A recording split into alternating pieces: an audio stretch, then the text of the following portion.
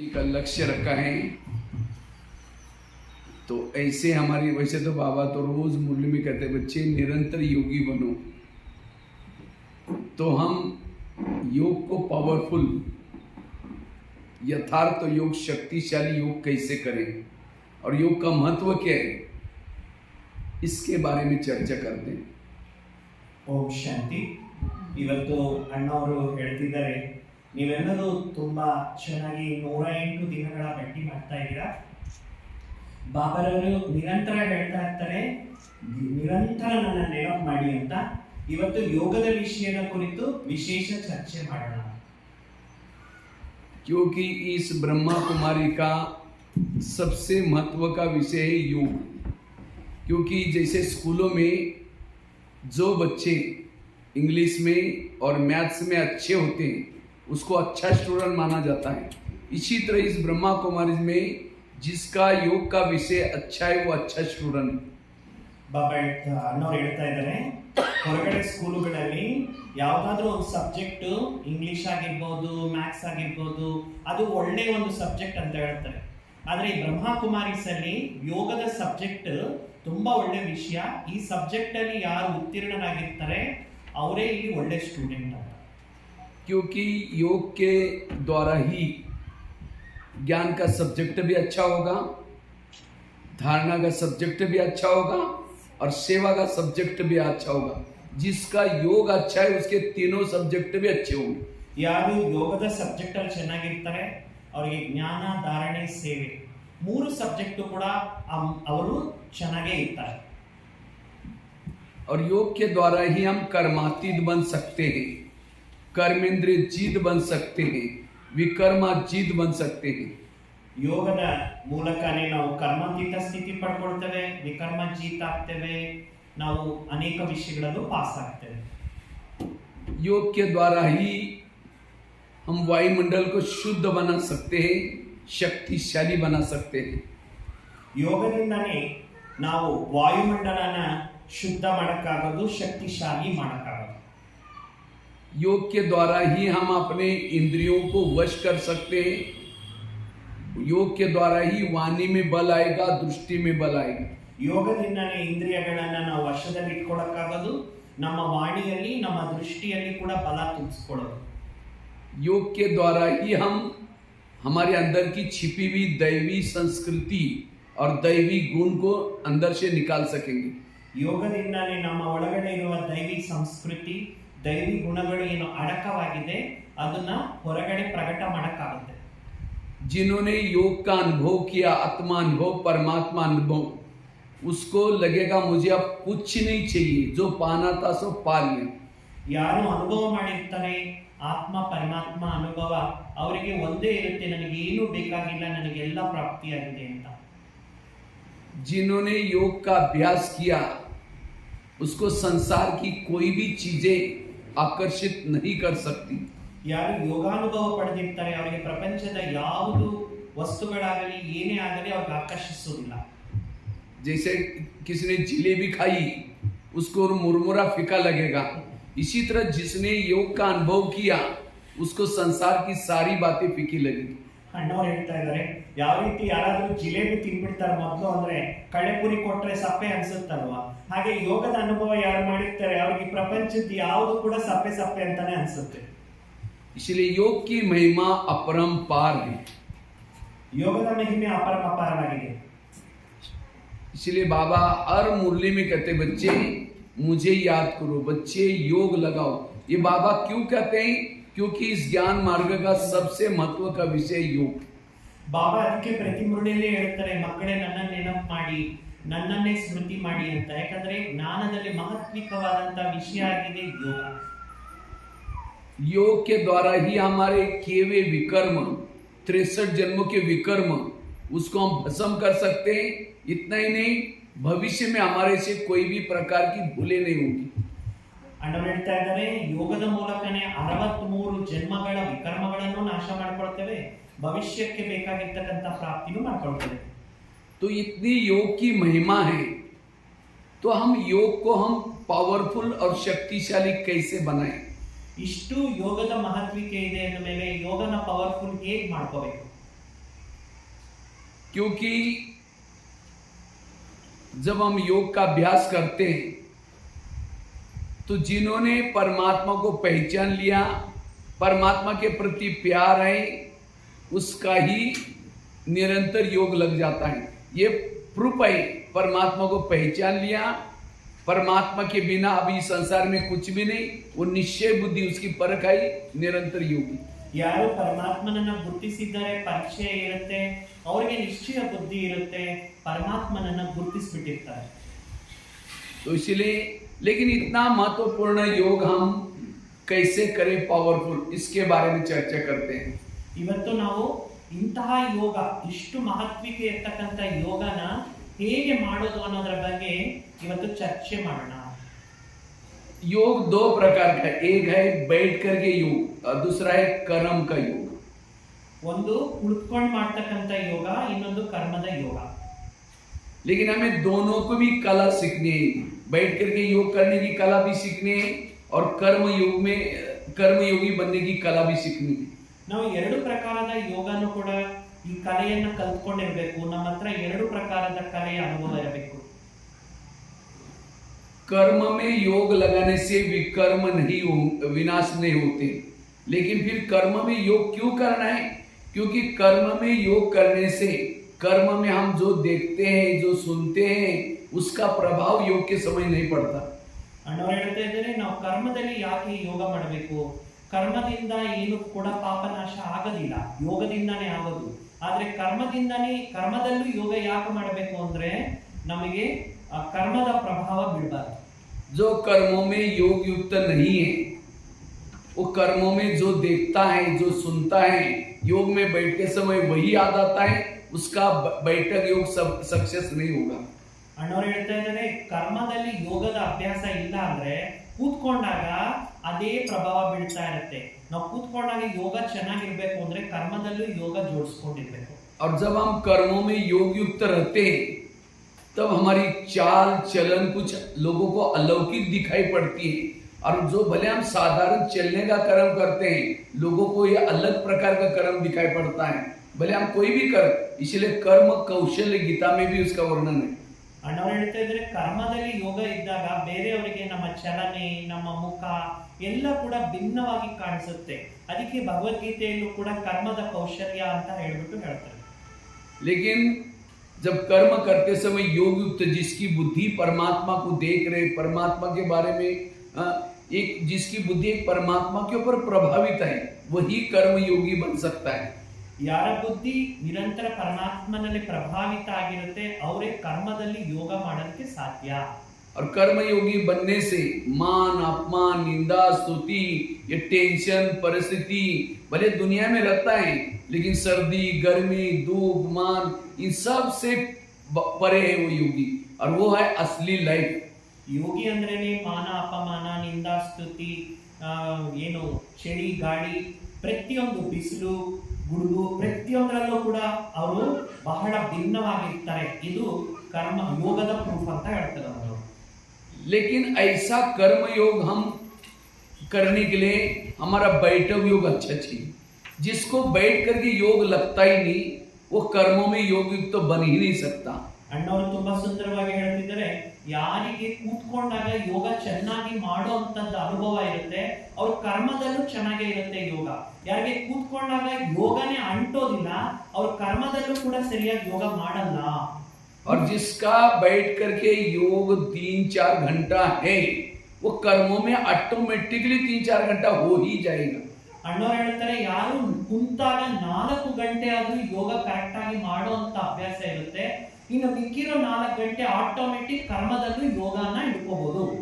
इसलिए हमें सबसे पहले बैठ करके योग करने की कला सीखना जरूरी। ಅದಕ್ಕೆ ಅಣ್ಣವ್ರು ಹೇಳ್ತಾರೆ, ಎಲ್ಲರಿಗೂ ಕೂಡ ಕೂತ್ಕೊಂಡು ಯೋಗ ಗಂಟೆ ಮಾಡುವಂತ ಕಲೆಯನ್ನ ಎಲ್ಲರೂ ಕೂಡ ರೂಪಿಸ್ಕೊಂಡಿರ್ಬೇಕು। इसलिए बैठ करके योग जो आप लोगों ने ये कर रहे हैं, ये बहुत अच्छा है, क्योंकि इससे ही हमारे अंदर बैठने का स्टेमिना बन जाएगा।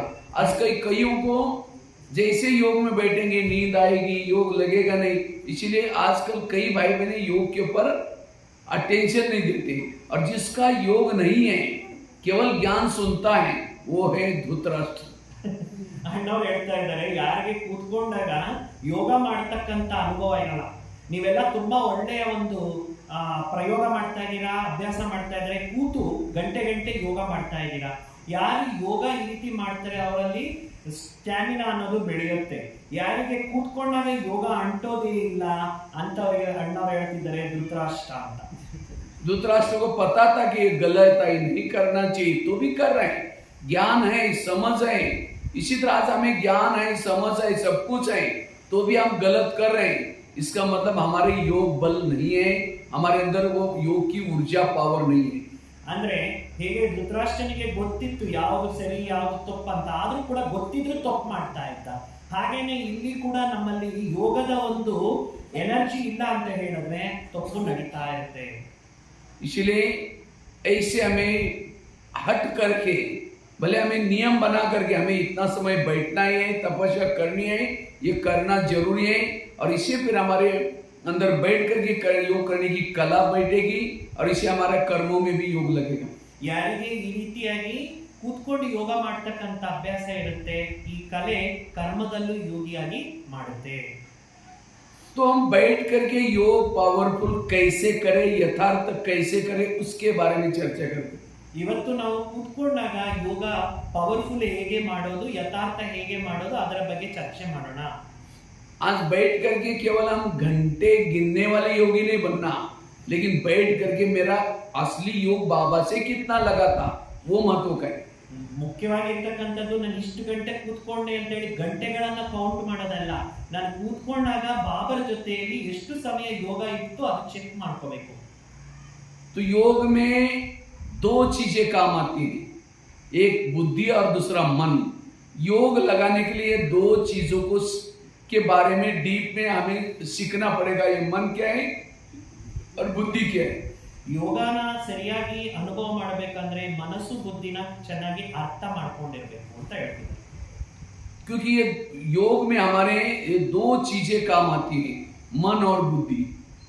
ಮನಸ್ಸು ಬುದ್ಧಿ ಇದೆರಡು ಯೋಗದಲ್ಲಿ ತುಂಬಾ ಮುಖ್ಯವಾಗಿ ಕೆಲಸಕ್ಕೆ ಬರುತ್ತೆ.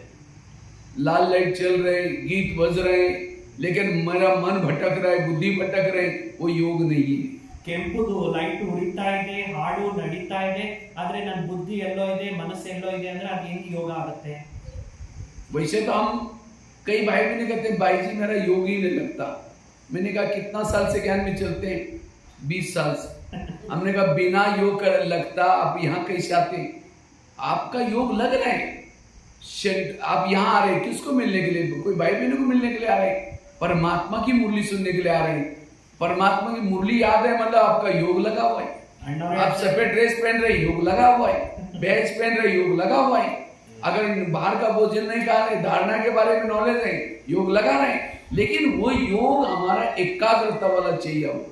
ಅಣ್ಣವ್ರು ಹೇಳ್ತಾ ಇದ್ದಾರೆ, ಎಷ್ಟು ಜನ ಹೇಳ್ತಾರೆ ಅಣ್ಣವ್ರೆ ನಾವು ಎಷ್ಟು ಯೋಗ ಮಾಡಿದ್ರು ಯೋಗ ಅಂಟೋದೇ ಇಲ್ಲ ಅಂತ. ಎಷ್ಟು ವರ್ಷದಿಂದ ಬರ್ತಿದ್ದೀರಾ? 20 ವರ್ಷದಿಂದ. 20 ವರ್ಷದಿಂದ ಇಲ್ಲಿಗೆ ಬರ್ತಿದ್ದೀರಾ ಅಂದ್ರೆ ಯೋಗ ಅಂಟಿದೇ ಇಲ್ಲ. ನೀವು ಇಲ್ಲಿ ಬೆಳಗಿರೋ ಬಟ್ಟೆ ಹಾಕ್ತಾ ಇದ್ದೀರಾ, ವೈಟ್ ಡ್ರೆಸ್ ಬ್ಯಾಡ್ಜ್ ಹಾಕ್ತಾ ಇದ್ದೀರಾ, ಊಟ ತಿಂಡಿ ಶುದ್ಧತೆ ಫಾಲೋ ಮಾಡ್ತಾ ಇದ್ದೀರಾ ಅಂದ್ರೆ ಯೋಗ ಅಂಟುತ್ತಾ ಇದೆ. ಯೋಗನೇ ಅಂಟಲ್ಲ ಅನ್ನೋದು ಒಪ್ಕೊಳಕ್ ಆಗೋದಿಲ್ಲ. इसलिए वो एकाग्रता वाला योग, विकर्म विनाश करने वाला योग, अशरीरी विधेयी बनाने वाला योग, वो अभी हमें सीखने की जरूरत है. ಆದ್ರೆ ಏಕಾಗ್ರತೆಯ ಯೋಗ, ವಿಕರ್ಮ ವಿನಾಶ ಮಾಡ್ಕೊಳ್ತಕ್ಕಂಥ ಯೋಗ, ಇದನ್ನ ನಾವು ಕರೆಕ್ಟ್ ಆಗಿ ತಿಳ್ಕೋಬೇಕಾಗಿದೆ. और इसके लिए ये मन और बुद्धि को समझना जरूरी है. ಮನಸ್ಸು ಬುದ್ಧಿನ ಚೆನ್ನಾಗಿ ಅರ್ಥ ಮಾಡ್ಕೋಬೇಕು. तो और ये मन बुद्धि में से भी महत्व क्या है? बुद्धि. ಮನಸ್ಸು ಬುದ್ಧಿಯಲ್ಲಿ ಬುದ್ಧಿನೇ ತುಂಬಾ ಮುಖ್ಯವಾಗಿರೋದು, ಅರ್ಥ ಮಾಡ್ಕೋಬೇಕಾಗಿರೋದು. तो बुद्धि एक कैमरा है, मन टीवी है. ಮನಸ್ಸು ಅನ್ನೋದೊಂದು ಟಿವಿ, ಬುದ್ಧಿ ಅನ್ನೋದೊಂದು ಕ್ಯಾಮೆರಾ. जैसे कैमरे के सामने जो चित्र दिखता है वही चित्र टीवी में आता है. ಹೇಗೆ ಕ್ಯಾಮೆರಾದ ಮುಂದೆ ಯಾವ ಚಿತ್ರ ಫೋಕಸ್ ಮಾಡ್ತೀವೋ ಅದೇ ಟಿವಿಯಲ್ಲಿ ಕಾಣಿಸುತ್ತೆ. इसी तरह योग में बैठते हैं, हमारी बुद्धि के ऊपर किन बातों का प्रभाव है वहां हमारा मन चला जाता है. हम क्या करते हैं? योग में बैठेंगे, बुद्धि को हम यूज नहीं करते. ಬುದ್ಧಿ ಅನ್ನೋದು ಕ್ಯಾಮೆರಾ ತರ ಕೆಲಸ ಮಾಡೋದ್ರಿಂದ ಬುದ್ಧಿ ಎಲ್ಲೋ ಹೋಗ್ತಾ ಇರುತ್ತೆ, ಮನಸ್ಸಲ್ಲಿ ಅದೇ ವಿಚಾರಗಳು ಬರ್ತಾ ಇರುತ್ತೆ. ನಾವು ಯೋಗದಲ್ಲಿ ಬುದ್ಧಿಯನ್ನ ಸರಿಯಾಗಿ ಬಳಸೋದೇ ಇಲ್ಲ ಅಂತ ಹೇಳ್ತಿದ್ದಾರೆ ನಾವು. हम क्या करते, बुद्धि को यूज नहीं करते। हमने जो कोर्स के समय शुरू में जो बातें सुनी होती बहनों से, योग लगाते समय मैं आत्मा हूं, शांत स्वरूप हूं, शक्ति स्वरूप हूं, जो बोलना है हम बैठ करके मन से विचार करना शुरू करते हैं।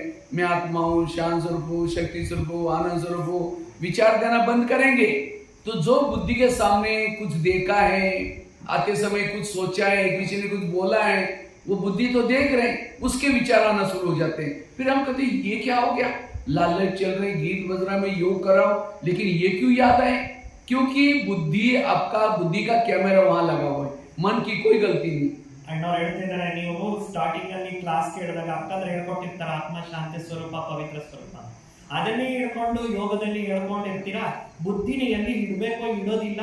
ಆ ಬುದ್ಧಿಯಲ್ಲಿ ಕ್ಯಾಮರಾ ಕರೆಕ್ಟ್ ಆಗಿ ಬಳಸಿಲ್ಲ ಅಂದ್ರೆ ಮನಸ್ಸಿನ ವಿಚಾರಗಳು ಚೇಂಜ್ ಆಗಲ್ಲ.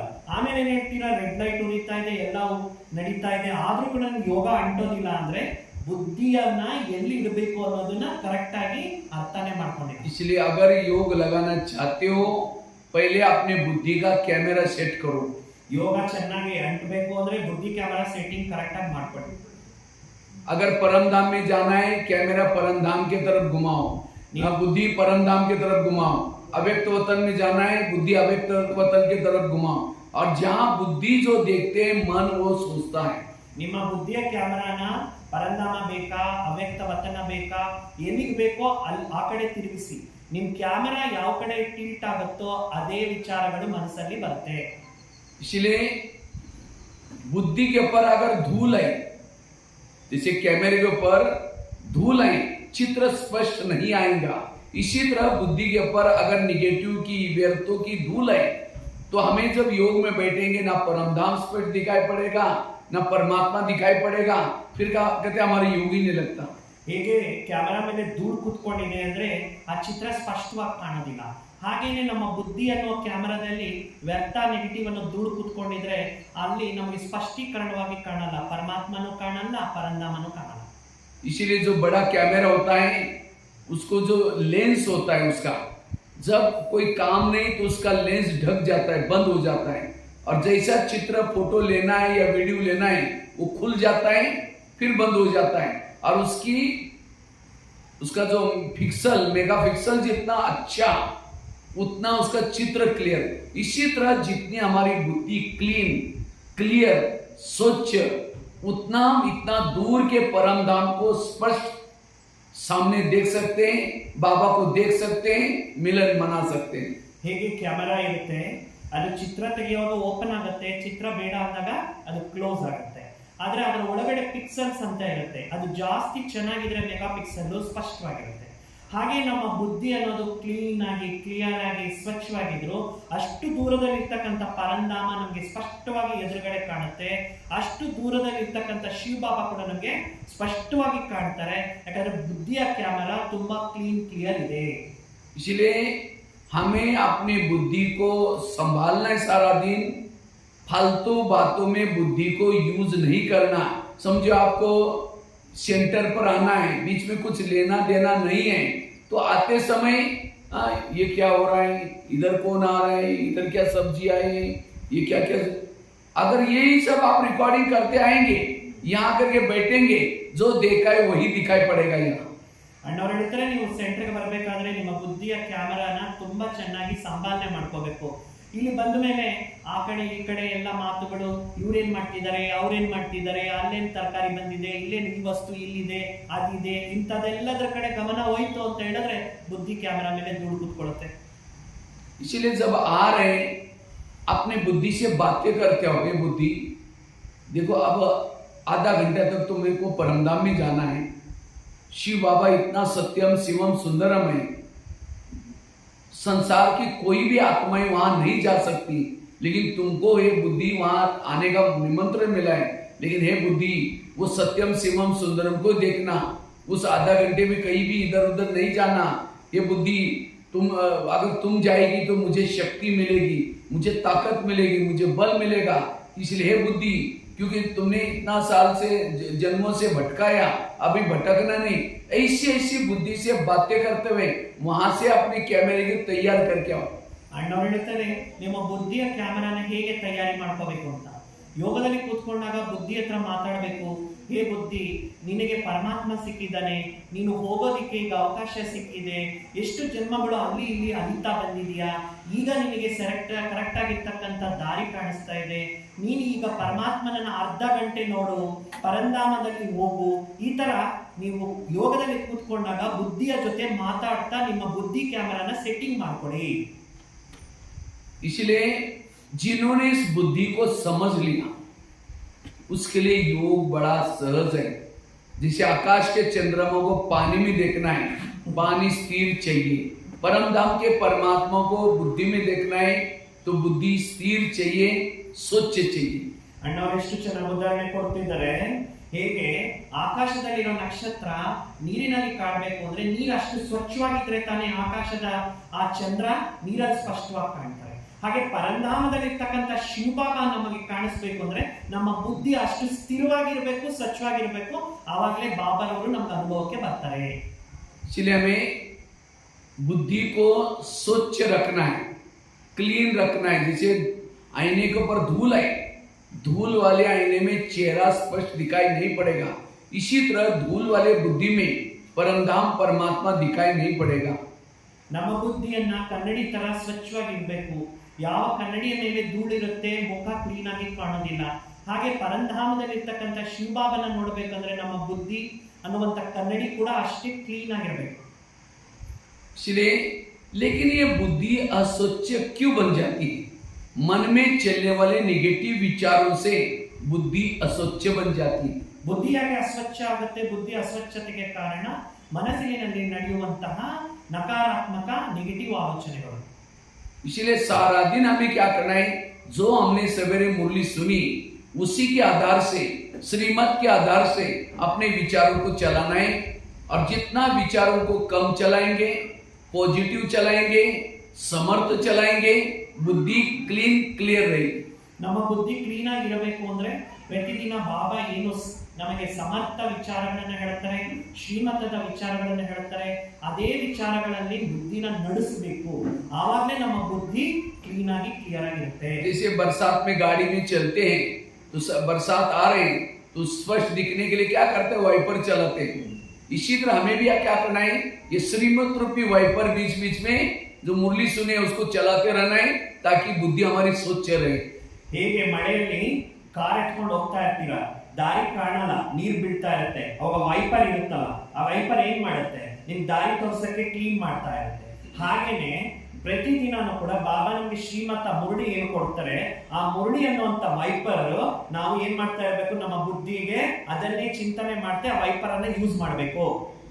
इसलिए बुद्धि को ये ज्ञान हम क्यों सुनते हैं? सवेरे जो मुरली सुनते क्यों सुनते? मुरली में बाबा कहते बच्चे ये सब कुछ विनाश होने वाला है, ये सब कुछ नष्ट होने वाला है, हाँ जिसको देखते ये बातें सुनने से हमारी बुद्धि क्या होते हैं?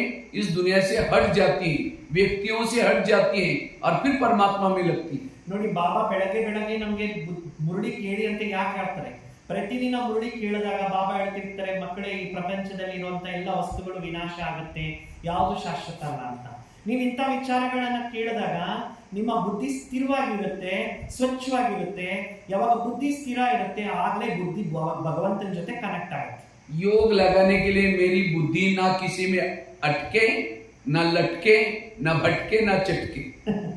ಯೋಗ ಚೆನ್ನಾಗಿರ್ಬೇಕು ಅಂದ್ರೆ ನಮ್ಮ ಬುದ್ಧಿ ಎಲ್ಲಿ ಕೂಡ ಯಾಲಾಡಬಾರ್ದು, ಎಲ್ಲಿ ಕೂಡ ಅಲಿಬಾರ್ದು, ಎಲ್ಲಿ ಕೂಡ ನಮ್ಮ ಬುದ್ಧಿ ಹಿಂದೆ ಮುಂದೆ ಹೋಗಬಾರ್ದು, ಎಲ್ಲಿ ಕೂಡ ನಮ್ಮ ಬುದ್ಧಿ ಭ್ರಮಿಸಬಾರದು. ಬುದ್ಧಿ ಏನಾಗಿರ್ಬೇಕು? ಕರೆಕ್ಟ್ ಆಗಿ ಪರಮಾತ್ಮನ ಜೊತೆ ಕನೆಕ್ಟ್ ಆಗಿರ್ಬೇಕು. निरंतर योगी बनने के लिए, कर्म योगी बनने के लिए, बैठक योगी बनने के लिए हमें एक परमात्मा के सिवाय किसी भी वस्तु, व्यक्ति, वैभव इसके पर प्रभावित ना हो, वो है ನಿರಂತರ ಯೋಗಿ, ಕರ್ಮ ಯೋಗಿ. ನಿರಂತರ ಯೋಗಿ ಆಗಬೇಕಾದ್ರೆ ಕೂತ್ಕೊಂಡಾಗ ಯೋಗ ಚೆನ್ನಾಗಿರ್ಬೇಕು, ಕರ್ಮದಲ್ಲಿ ಯೋಗ ಚೆನ್ನಾಗಿರ್ಬೇಕು. ಅಂದ್ರೆ ಪರಮಾತ್ಮ ಬಿಟ್ರೆ ನಮ್ಮ ಬುದ್ಧಿ ಯಾವುದೇ ವ್ಯಕ್ತಿ, ವಸ್ತು, ವೈಭವದಲ್ಲಿ ಪ್ರಭಾವಿತ ಆಗಬಾರದು. वो है निश्चय बुद्धि, ಅದಕ್ಕೆ ನಿಶ್ಚಯ ಬುದ್ಧಿ ಅಂತಾರೆ. इसलिए बुद्धि को संभाल रखना है और मन हमारा सदा हल्का रहे, तब मन ऊपर जाएगा। एक लोहे का मन लेकर के ऊपर फेंको, नहीं जाएगा क्योंकि भारी है। इसी तरह हम अपने मन को मन बनाते, ये क्यों हुआ? ये मेरे साथ क्यों हुआ, इसने ऐसा क्यों किया। इस तरह से लगातार निगेटिव संकल्प चलेंगे, बुद्धि भारी बन जाएगी, मन बन जाएगी, और जिसका भारी मन है ऊपर नहीं जाएगा। ಬುದ್ಧಿಯನ್ನ ಹಗುರವಾಗಿ ಇಟ್ಕೊಂಡ್ರೆ ಮಾತ್ರ ಹಾರುತ್ತೆ. ಭಾರದ ಮನಸ್ಸು ಹೇಗೆ ಹಾರುತ್ತೆ? ಯಾವುದಾದ್ರೂ ಲೋಹದ ವಸ್ತು ಭಾರವಾಗಿರುತ್ತೆ, ಅದು ಹಗುರವಾಗಿ ಹಾರಕ್ಕಾಗಲ್ಲ. ಬುದ್ಧಿ ಭಾರ ಯಾವಾಗ ಆಗತ್ತೆ? ಇವ್ರು ಯಾಕೆ ಹಿಂಗ್ ಮಾಡೋದು, ಅವ್ರು ಯಾಕೆ ಹಿಂಗ್ ಮಾಡೋದು, ಇದ್ ಯಾಕೆ ಹಿಂಗಾಯ್ತು, ಅದ್ ಯಾಕೆ ಹಿಂಗಾಯ್ತು, ಈ ತರ ವಿಚಾರಗಳು ಬುದ್ಧಿಯನ್ನ ಭಾರ ಮಾಡುತ್ತೆ. ಭಾರವಾದ ಬುದ್ಧಿ ಯಾವತ್ತೂ ಮೇಲೆ ಹಾರಲ್ಲ. बुद्धि गाई है, मन उसका बछड़ा है। ಬುದ್ಧಿ ಅಂತಕ್ಕಂಥದ್ದು ಏನಾಗಿದೆ? ಹಸು ಆಗಿದೆ, ಮನಸ್ಸು ಅದರ ಕರು ಆಗಿದೆ ಅಂತ ಹೇಳ್ತಿದ್ದಾರೆ. इसलिए बुद्धि रूपी गाय को क्या करना है, हमें परमधाम में बाबा की तरफ लेके जाना है। जब बुद्धि वहां लेके जाएंगे, बछड़ा अपने आप पीछे जाएगा। लेकिन हम क्या करते हैं, बुद्धि यहीं है और बछड़ों को मार पिटाई करके जाओ परमधाम में जाओ, हाँ बन जाएगा ना, मैं टंग टंग करके वापिस आ जाता है। इसलिए कहते हैं मेरा मन लगता ही नहीं, क्यों? हमने बुद्धि को भेजा ही नहीं ऊपर। इसलिए बुद्धि योग ऊपर लगाओ। हमारा मनोयोग नहीं, बुद्धि योग है। ನಮ್ಮ ಯೋಗ ಮನೋಯೋಗ. ಬುದ್ಧಿ ಅಂತಕ್ಕಂಥದ್ದು ಹಸು ಮೇಲ್ ಕರ್ಕೊಂಡು ಹೋದ್ರೆ ಕರು ಆಟೋಮೆಟಿಕ್ ಮೇಲ್ ಬರುತ್ತೆ. ನಾವೇನ್ ಮಾಡ್ತೀವಿ, ಆ ಬುದ್ಧಿಯನ್ನ ಮೇಲ್ ಕರ್ಕೊಂಡು ಹೋಗ್ಬಿಟ್ಟು ಈ ಕರುನ ಹೋಗು, ಅಲ್ಲೋಗು, ಇಲ್ಲೋಗು ಅಂತ ಮಾಡಿದ್ರೆ ಅದು ನಡೆಯೋದಿಲ್ಲ. ಬುದ್ಧಿ ಕಡೆ ಗಮನ ಕೊಟ್ರೆ ಆ ಹಸು ಮೇಲೆ ಹೋದ್ರೆ ಕರು ಆಟೋಮೆಟಿಕ್ ಮೇಲಕ್ಕೆ ಬರುತ್ತೆ. ये बुद्धि एक नेत्र है, तीसरा नेत्र। और बुद्धि क्या करता है, बुद्धि का योग में क्या होता है, विजन बनता है, दृश्य। और बुद्धि के सामने जब दृश्य दिखाई पड़ेगा, जिसका दृश्य बुद्धि में है वही मन में विचार चलते। ಬುದ್ಧಿ ಒಂದು ದೃಶ್ಯನ ಕ್ರಿಯೇಟ್ ಮಾಡುತ್ತೆ. ಆ ದೃಶ್ಯ ಯಾವುದು ಬುದ್ಧಿ ಕ್ರಿಯೇಟ್ ಮಾಡುತ್ತೆ, ಅದರ ಸಂಬಂಧಿತ ವಿಚಾರನೆ ಮನಸ್ಸಲ್ಲಿ ಬರುತ್ತೆ. आंखें नहीं देखती, बुद्धि देखती है। कान नहीं सुनता, बुद्धि सुनती है। ಕಣ್ಣು ನೋಡಲ್ಲ, ಬುದ್ಧಿ ನೋಡುತ್ತೆ. ಕಿವಿ ಕೇಳಲ್ಲ, ಬುದ್ಧಿ ಕೇಳುತ್ತೆ. इसलिए बुद्धि जब ऊपर लगेगी, ना हमें कुछ सुनाई पड़ेगा, ना कुछ दिखाई पड़ेगा। ಬುದ್ಧಿ ಮೇಲೆ ಇದ್ಬಿಟ್ರೆ ಯಾವುದು ನಿಮಗೆ ಕೆಳಗಿರೋದು ಕಾಣಿಸೋದೇ ಇಲ್ಲ, ಯಾವುದು ಕೆಳಗಿರೋದು ಕೇಳಿಸೋದು ಇಲ್ಲ. ಬುದ್ಧಿ ಮೇಲೆ ಫುಲ್ ಫೋಕಸ್ ಇದೆ. तो बुद्धि, जैसे अभी मैंने कहा कि बुद्धि क्या चीज है, इसका एक बड़ा सा एग्जांपल देता हूं। समझो मैंने अभी कहा कि आपको इसी समय आप मधुबन में ओम शांति भवन के सामने खड़े हैं। ओम शांति भवन, बैकग्राउंड में पीछे पहाड़ी है, ओम शांति भवन के पीछे साथ में दो साइड पर दो योगी के गुंबज बने, बीच में घड़ी है और ओम शांति भवन व्हाइट कलर किया हुआ है। बीच के सीढ़ियों से आप ऊपर चढ़ रहे ओम शांति भवन में। जाते ही गैलरी में स्वर्ग का मॉडल का बना हुआ है, कांच का। ಈಗ ತಿಳ್ಕೊಳ್ಳಿ, ನೀವು ಇಲ್ಲೇ ಕೂತಿದ್ದೀರಾ, ನಾನು ವರ್ಣನೆ ಮಾಡ್ತೀನಿ. ಮಧುಬನದ ಪಾಂಡವ ಭವನದಲ್ಲಿರುವಂತಹ ಓಂ ಶಾಂತಿ ಭವನ. ಓಂ ಶಾಂತಿ ಭವನದ ಮೆಟ್ಲು ಹತ್ತುತ್ತಾ ಇದ್ದೀರಾ. ಆ ಕಡೆ ಈ ಕಡೆ ಸೈಡ್ ಅಲ್ಲಿ ಯೋಗಿ ತಪಸ್ವಿಗಳ ಒಂದು ಶಿಲೆಗಳಿದೆ. ಬ್ಯಾಕ್ ಗ್ರೌಂಡ್ ಅಲ್ಲಿ ಬೆಟ್ಟ ಇದೆ, ಮೇಲ್ಗಡೆ ಒಂದು ಗಡಿಯಾರ ಇದೆ. ನೀವು ಆ ಒಂದು ಓಂ ಶಾಂತಿ ಭವನದ ಮೆಟ್ಲು ಹತ್ಕೊಂಡು ಹೋದ್ರೆ ಅಲ್ಲಿ ಸ್ವರ್ಗದ ಮಾಡೆಲ್ ಇದೆ. उसके बाद आप वहां से अंदर ओम शांति भवन के अंदर प्रवेश किया तो साइड पर एक पीछे घड़ी बनी है, जो 84 जन्मों की चक्र को घड़ी के रूप में बनाया हुआ है। उसके बाद एक साइड पर सर्वात्माओं का पिता का चित्र है, साइड पर स्वर्ग का रासलीला का चित्र है। वहां ओम शांति भवन देख करके आप नीचे पांडवन में आए, जहां गेट में जाते ही गोले वाला कृष्ण का चित्र है। ತಿಳ್ಕೊಳ್ಳಿ, ನೀವು ಓಂ ಶಾಂತಿ ಭವನದ ಒಳಗಡೆ ಎಂಟರ್ ಆಗ್ತೀರಾ. ಒಳಗಡೆ ಎಂಟರ್ ಆಗ್ತಾನೆ ಸೃಷ್ಟಿ ಚಕ್ರದ ಗಡಿಯಾರ ಒಂದ್ ಕಡೆ ಇದೆ, ಸ್ವರ್ಗದ ಮಾಡೆಲ್ ಒಂದ್ ಕಡೆ ಇದೆ, ಮತ್ತೆ ಸರ್ವಾತ್ಮರ ಚಿತ್ರ ಒಂದ್ ಕಡೆ ಇದೆ. ನೀವು ಅದೆಲ್ಲ ಸುತ್ತಾಕೊಂಡು ಪಾಂಡವ ಭವನದಲ್ಲಿ ಗೇಟ್ ಒಳಗಡೆ ಬರ್ತೀರಾ. ಗೇಟ್ ಒಳಗಡೆ ಬರ್ತಾನೆ ಏನಿದೆ ಅಲ್ಲಿ ಕೃಷ್ಣಂದು ಗೋಲ ಇಟ್ಕೊಂಡಿರ್ತಕ್ಕಂತಹ ಚಿತ್ರ ಇದೆ. जैसे वहां से आप अंदर गए तो वहां जो शांति स्तंभ बना हुआ है मार्बल का, पवित्र स्तंभ लिखा है, शक्ति स्तंभ लिखा है, वो देख करके आप बाबा की झोपड़ी की तरफ जा रहे हैं। ಶಾಂತಿ ಸ್ತಂಭದ ಕಡೆ ಹೋಗ್ತಾ ಇದ್ದೀರಾ. ಅಲ್ಲಿ ಶಾಂತಿ ಸ್ತಂಭ, ಶಕ್ತಿ ಸ್ತಂಭ, ಪವಿತ್ರ ಸ್ತಂಭ ಅಂತ ಮಾರ್ಬಲ್ ಅಲ್ಲಿ ಮಾಡಿರುವಂತಹ ಶಾಂತಿ ಸ್ತಂಭನ ನೋಡ್ಕೊಂಡು ಬಾಬರವರ ಕುಟೀರದ ಕಡೆ ಹೋಗ್ತಾ ಇದ್ದೀರಾ. वहां अंदर प्रवेश करते खत लिखता हुआ बाबा का फोटो है। उसके बाद गदीला रखा हुआ है जहां बाबा पत्र लिखते थे। वहां से बाहर आते हैं, आप देख रहे हैं बहुत अच्छा बाबा का झूला रखा हुआ है।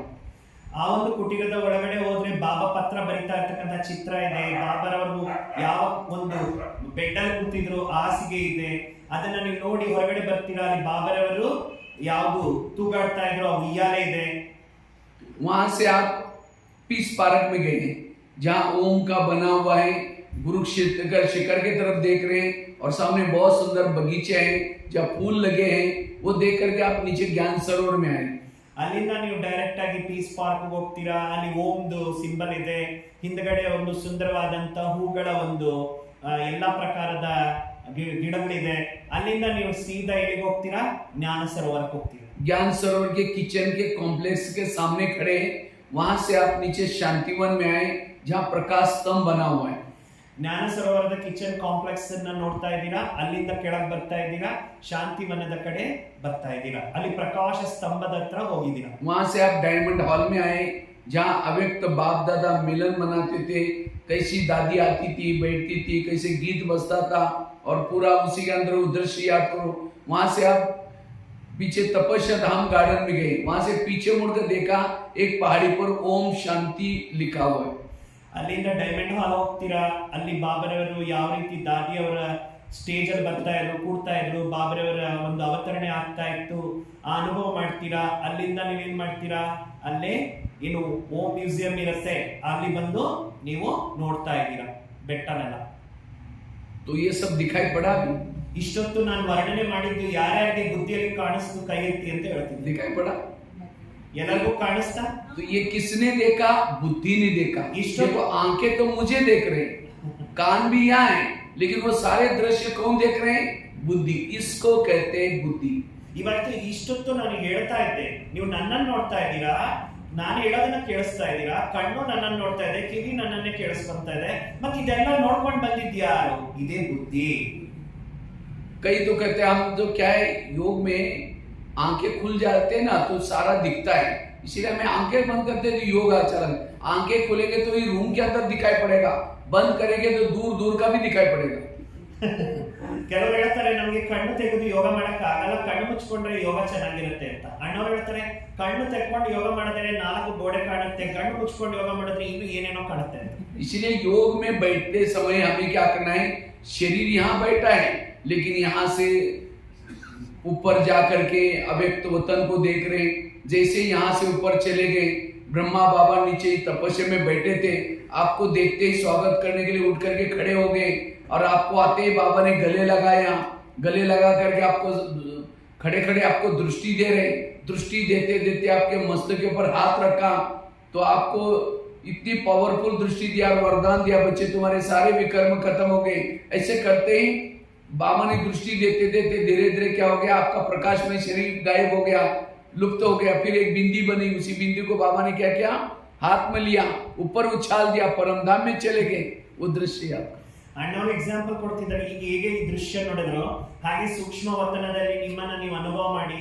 ಬಾಬರವರು ಲೈಟ್ ಶರೀರದಲ್ಲಿ ಕೂತಿದ್ದಾರೆ, ನೀವು ಹೋಗ್ತಲೇ ನಿಮ್ಮನ್ನ ಪ್ರೀತಿಯಿಂದ ಸ್ವಾಗತ ಮಾಡ್ತಾ ಇದ್ದಾರೆ, ಸ್ವಾಗತ ಮಾಡಿ ಮಡಿಲಲ್ಲಿ ತಗೊಳ್ತಾ ಇದ್ದಾರೆ, ನಿಮ್ಮ ತಲೆಯ ಮೇಲೆ ಕೈಯನ್ನ ಇಡ್ತಾ ಇದ್ದಾರೆ.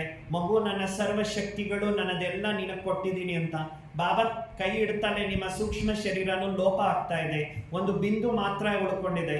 ಬಾಬಾ ಬಿಂದುನ ಈ ತರ ಕೈಯಲ್ಲಿ ಇಟ್ಕೊಂಡಿದ್ದಾರೆ, ಹಿಂಗೆ ಮೇಲಕ್ಕೆ ಹಿಂಗೆ ಎಸಿತಾರೆ, ನಿಮ್ಮ ಆತ್ಮ ಹೋಗ್ಬಿಟ್ಟು ಪರಂಧಾಮ ಸೇರ್ಕೊಂಡ್ಬಿಟ್ಟು.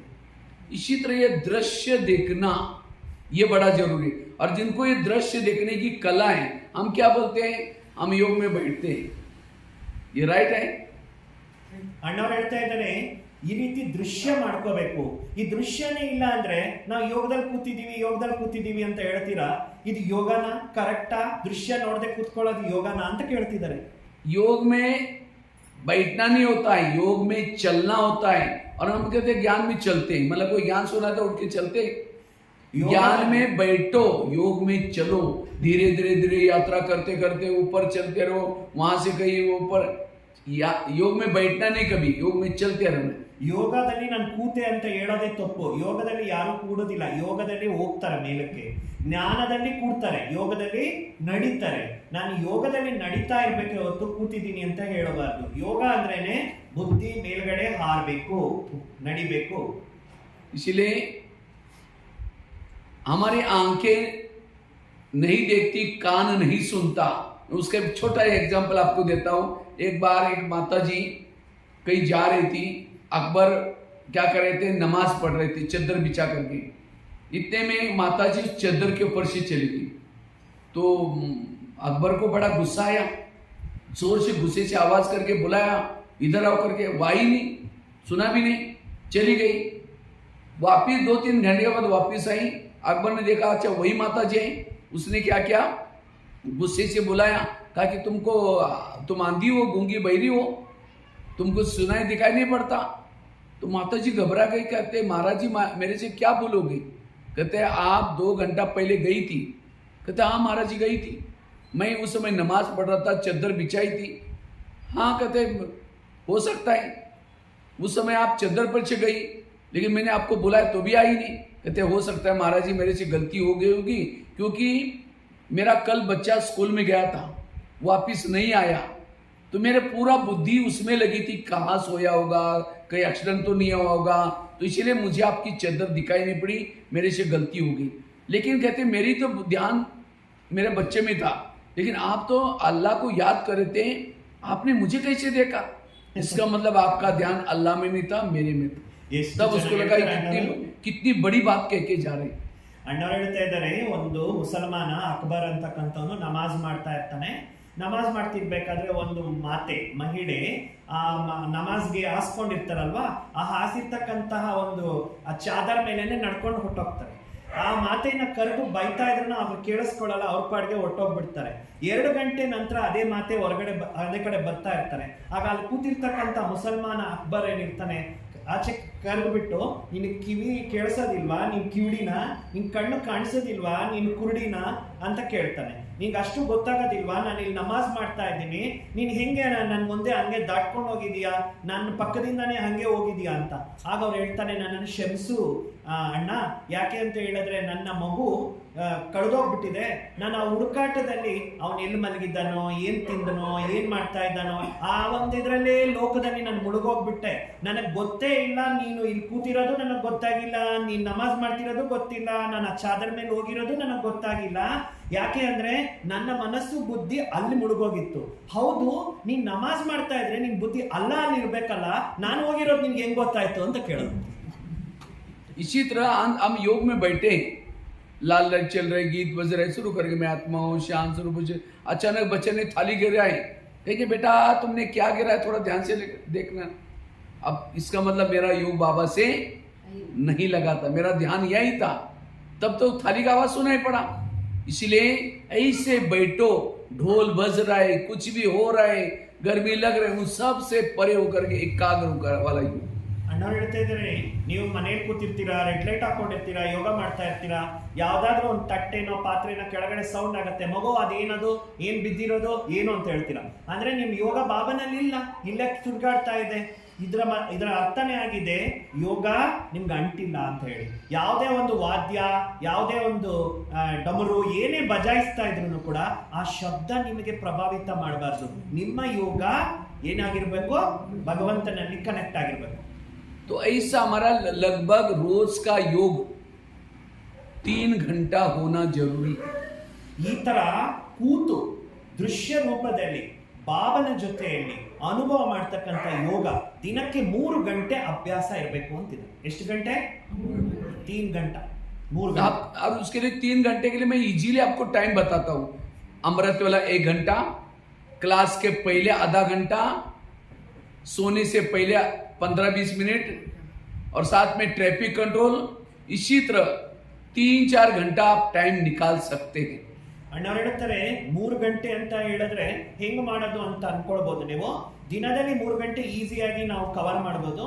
ಅಮೃತ ವೇಳೆ 1 ಗಂಟೆ, ಕ್ಲಾಸ್ ಸ್ಟಾರ್ಟ್ ಆಗೋಕ್ ಮೊದಲು ಅರ್ಧ ಗಂಟೆ, ಟ್ರಾಫಿಕ್ ಕಂಟ್ರೋಲ್ ಟೈಮು, ಮತ್ತೆ ಮಲಗೋಕ್ ಮೊದಲು, ಇದೆಲ್ಲದ್ರಲ್ಲೂ ಕೂಡ ನೀವು ಟೈಮ್ ನ ಆಡ್ ಮಾಡ್ತಾ ಹೋದ್ರೆ 3 ಗಂಟೆ ಯೋಗ ಮಾಡೋದೇನು ಕಷ್ಟ ಇಲ್ಲ. तो अमृत वाला सब लोग करते?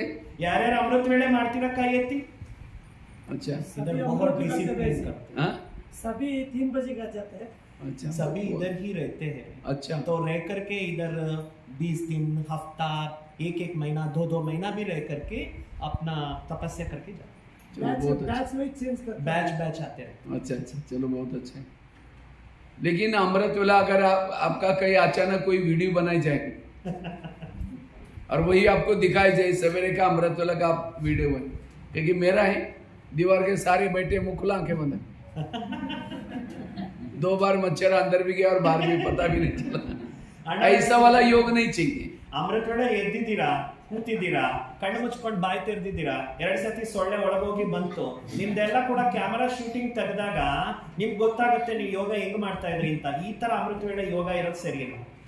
चलो फिर भी नींद से उठ करके बैठ गए, आधे मार्क मिल गए, लेकिन पूरा मार्क लेना है, पूरा विधि से बैठने की जरूरत है। आंखें खोल करके, कान खोल करके, बुद्धि रूपी आंखें खोल करके ऐसे बैठो।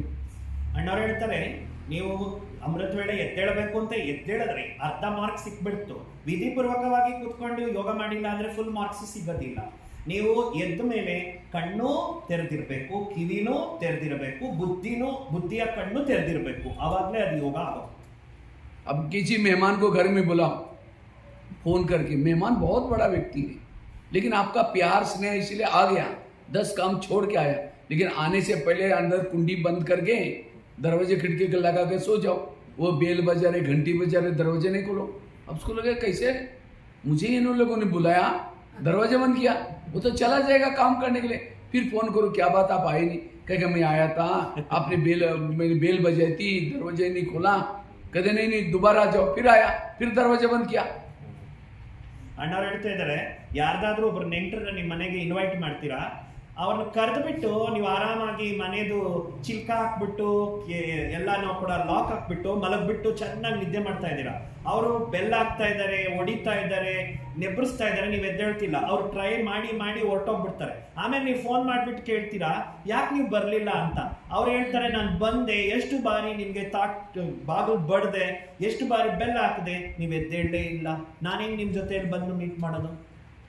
इसी तरह हम भी क्या करेंगे, योग में बैठेंगे, बाबा को निमंत्रण देंगे, बैठे बाबा, प्यारे बाबा। उस समय बाबा तो अमृतवेला बहुत बिजी रहता है, कितने भगत पुकारते हैं, कितने बच्चे पुकार, लेकिन आपका स्नेह प्यारा वो निकल के आता है, आप बुलाते हैं मीठे बाबा, प्यारे बाबा, जब हम आपसे बातें करनी है। अब उसको तो निमंत्रण दिया, दरवाजे खिड़की बंद। ನೀವು ಬಾಬಾಗೆ ಕರಿತೀರಾ ಅಮೃತ ವೇಳೆಯಲ್ಲಿ, ಕರೆದು ಬಿಟ್ಟು ಮೀಟೆ ಬಾಬಾ, ಪ್ಯಾರೆ ಬಾಬಾ ಅಂತ ಕಣ್ಣನ್ನ ಮುಚ್ಕೊಂಡು ನಿದ್ದೆ ಮಾಡ್ತೀರಾ, ಕುಡಿಸ್ತೀರಾ। ಬಾಬನಿಗೆ ತುಂಬಾ ಬ್ಯುಸಿ ಇರ್ತಾರೆ ಆ ಟೈಮ್ ನಲ್ಲಿ, ಭಕ್ತರು ಎಷ್ಟು ಜನ ಕರಿತಿರ್ತಾರೆ, ಮಕ್ಕಳು ಎಷ್ಟು ಜನ ಕರಿತಿರ್ತಾರೆ, ನೀವು ಅಷ್ಟು ಪ್ರೀತಿ ಭಾವನೆಯಿಂದ ಕರೆದಿದ್ದೀರಾ ಅಂತ ನಿಮಗೋಸ್ಕರ ಓಡಿ ಬರ್ತಾನೆ, ಆದ್ರೆ ನೀವು ಕಿಟಕಿನೂ ಬಂದ್ ಮಾಡ್ಬಿಟ್ಟಿದ್ದೀರಾ, ಬಾಗ್ಲು ಬಂದ್ ಮಾಡ್ಬಿಟ್ಟಿದ್ದೀರಾ, ಬಾಬಾ ಅಂತ ಕರಿತಾ ಇದ್ದೀರಾ। फिर बाद में क्या करेंगे, बाबा तो देखता है ये तो मुझे पुकारा इसने, अब इसके तो दरवाजे खिड़की बंद है, अब ये गया भी नहीं, गया तो लोग स्मशान में लेके जाते, क्योंकि अंदर ही बैठा आत्मा। हाँ, तो फिर बाद में बाबा तो निकल, फिर बाद में अचानक फिर नींद खुल गई, फिर कहेंगे मीठे बाबा, फिर बाबा रास्ते देखता, अच्छा फिर पुकार है, फिर आता है, फिर दरवाजे बंद किया। इसलिए हमें आंखें खोल करके बैठना जरूरी, अटेंशन से बैठना जरूरी। ಕಣ್ಣು ಮುಚ್ಚೋದು, ಬಾಬಾ ಬಾಬಾ ಅಂತ ಹೇಳೋದು, ಬಾಬಾ ಮತ್ತೆ ಬರುತ್ತೆ, ಮಗು ನನ್ನ ಕರಿತಿದೆ ಅಂತ ಬರಕ್ ಹೋಗ್ತಾರೆ, ಕಣ್ಣು ಮುಚ್ಚಿಬಿಡ್ತೀರಾ, ಮತ್ತೆ ಕೊಡಿಸ್ತೀರಾ। ಈ ತರ ಮಾಡಿದಾಗ ಬಾಬಾ ಹೆಂಗೆ ನಿಮ್ಮ ಜೊತೆಯಲ್ಲಿ ಬಂದು ಭೇಟಿ ಮಾಡೋದು, ಯಾವತ್ತೇ ಆಗ್ಲಿ ಕಣ್ಣು ಮುಚ್ಚಿಕೊಂಡು ಯೋಗ ಮಾಡಬೇಡಿ। क्योंकि जिसकी आंखें बंद है उसकी बुद्धि रूपी आंख भी बंद है। ಕಣ್ಣು ಬಂದಿದೆ ಅಂದ್ರೆ ಬುದ್ಧಿ ಬಂದಿದೆ ಅಂತಾನೆ ಅರ್ಥ। क्योंकि जो विजन नहीं देखता, दृश्य नहीं देखता, उसकी आंखें बंद हो जाती। ಯಾರಿಗೆ ಯೋಗದಲ್ಲಿ ದೃಶ್ಯ ನೋಡಕ್ಕೆ ಬರಲ್ಲ, ಬುದ್ಧಿಯಿಂದ ಚಿತ್ರ ನಿರ್ಮಾಣ ಮಾಡ್ಕೊಳಕ್ ಬರಲ್ಲ ಅಂತ ಅವರೇ ಕಣ್ಣು ಮುಚ್ಚಿಕೊಂಡು ಯೋಗ ಮಾಡೋದು ಅಂತಿದ್ದಾರೆ। जिसका तीसरा नेत्र खुला है उसके ये नेत्र भी खुले होंगे। ಯಾರಿಗೆ ಬುದ್ಧಿಯ ಮೂರನೆಯ ಕಣ್ಣು ಓಪನ್ ಇದೆ ಅಂದ್ರೆ ಈ ಕಣ್ಣು ಓಪನ್ ಇರುತ್ತೆ, ಯಾರು ನಿದ್ದೆ ಮಾಡ್ತಿದ್ದಾರೆ ಯೋಗದಲ್ಲಿ ಅಂದ್ರೆ ಬುದ್ಧಿ ಕಣ್ಣು ಮುಚ್ಚಿದೆ ಅಂತ ಅರ್ಥ। इसलिए आगे अब केवल खोल के भी नहीं बैठो, कोई मेहमान आया घर में, चेहरे की तरफ देखते रहो, वो कहेंगे फोन क्यों किया था। इसी तरह कई भाई बहन योग क्या समझते हैं, फोटो की तरफ देखते रहना, फिर घड़ी में देखेंगे और कब तक देखना, फिर फोटो की तरफ देख। अब कोई घर में मेहमान बैठा है, चेहरे की तरफ देखते रहो, घड़ी की तरफ, उसको लगेगा शायद मैं इनके घर में आने के बाद शायद इनको डिस्टर्ब कहीं जाना होगा।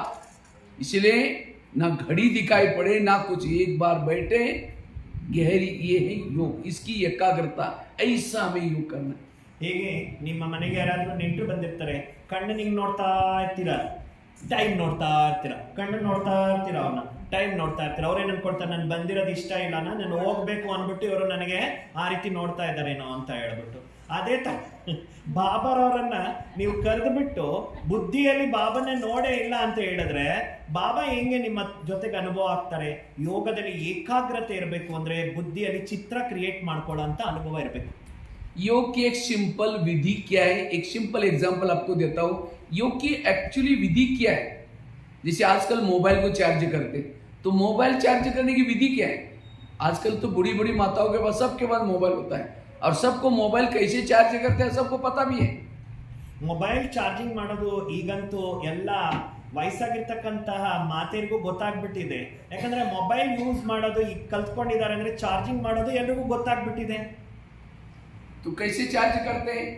मोबाइल, और मोबाइल चार्ज नहीं होता, चार्ज उसकी बैटरी होती है.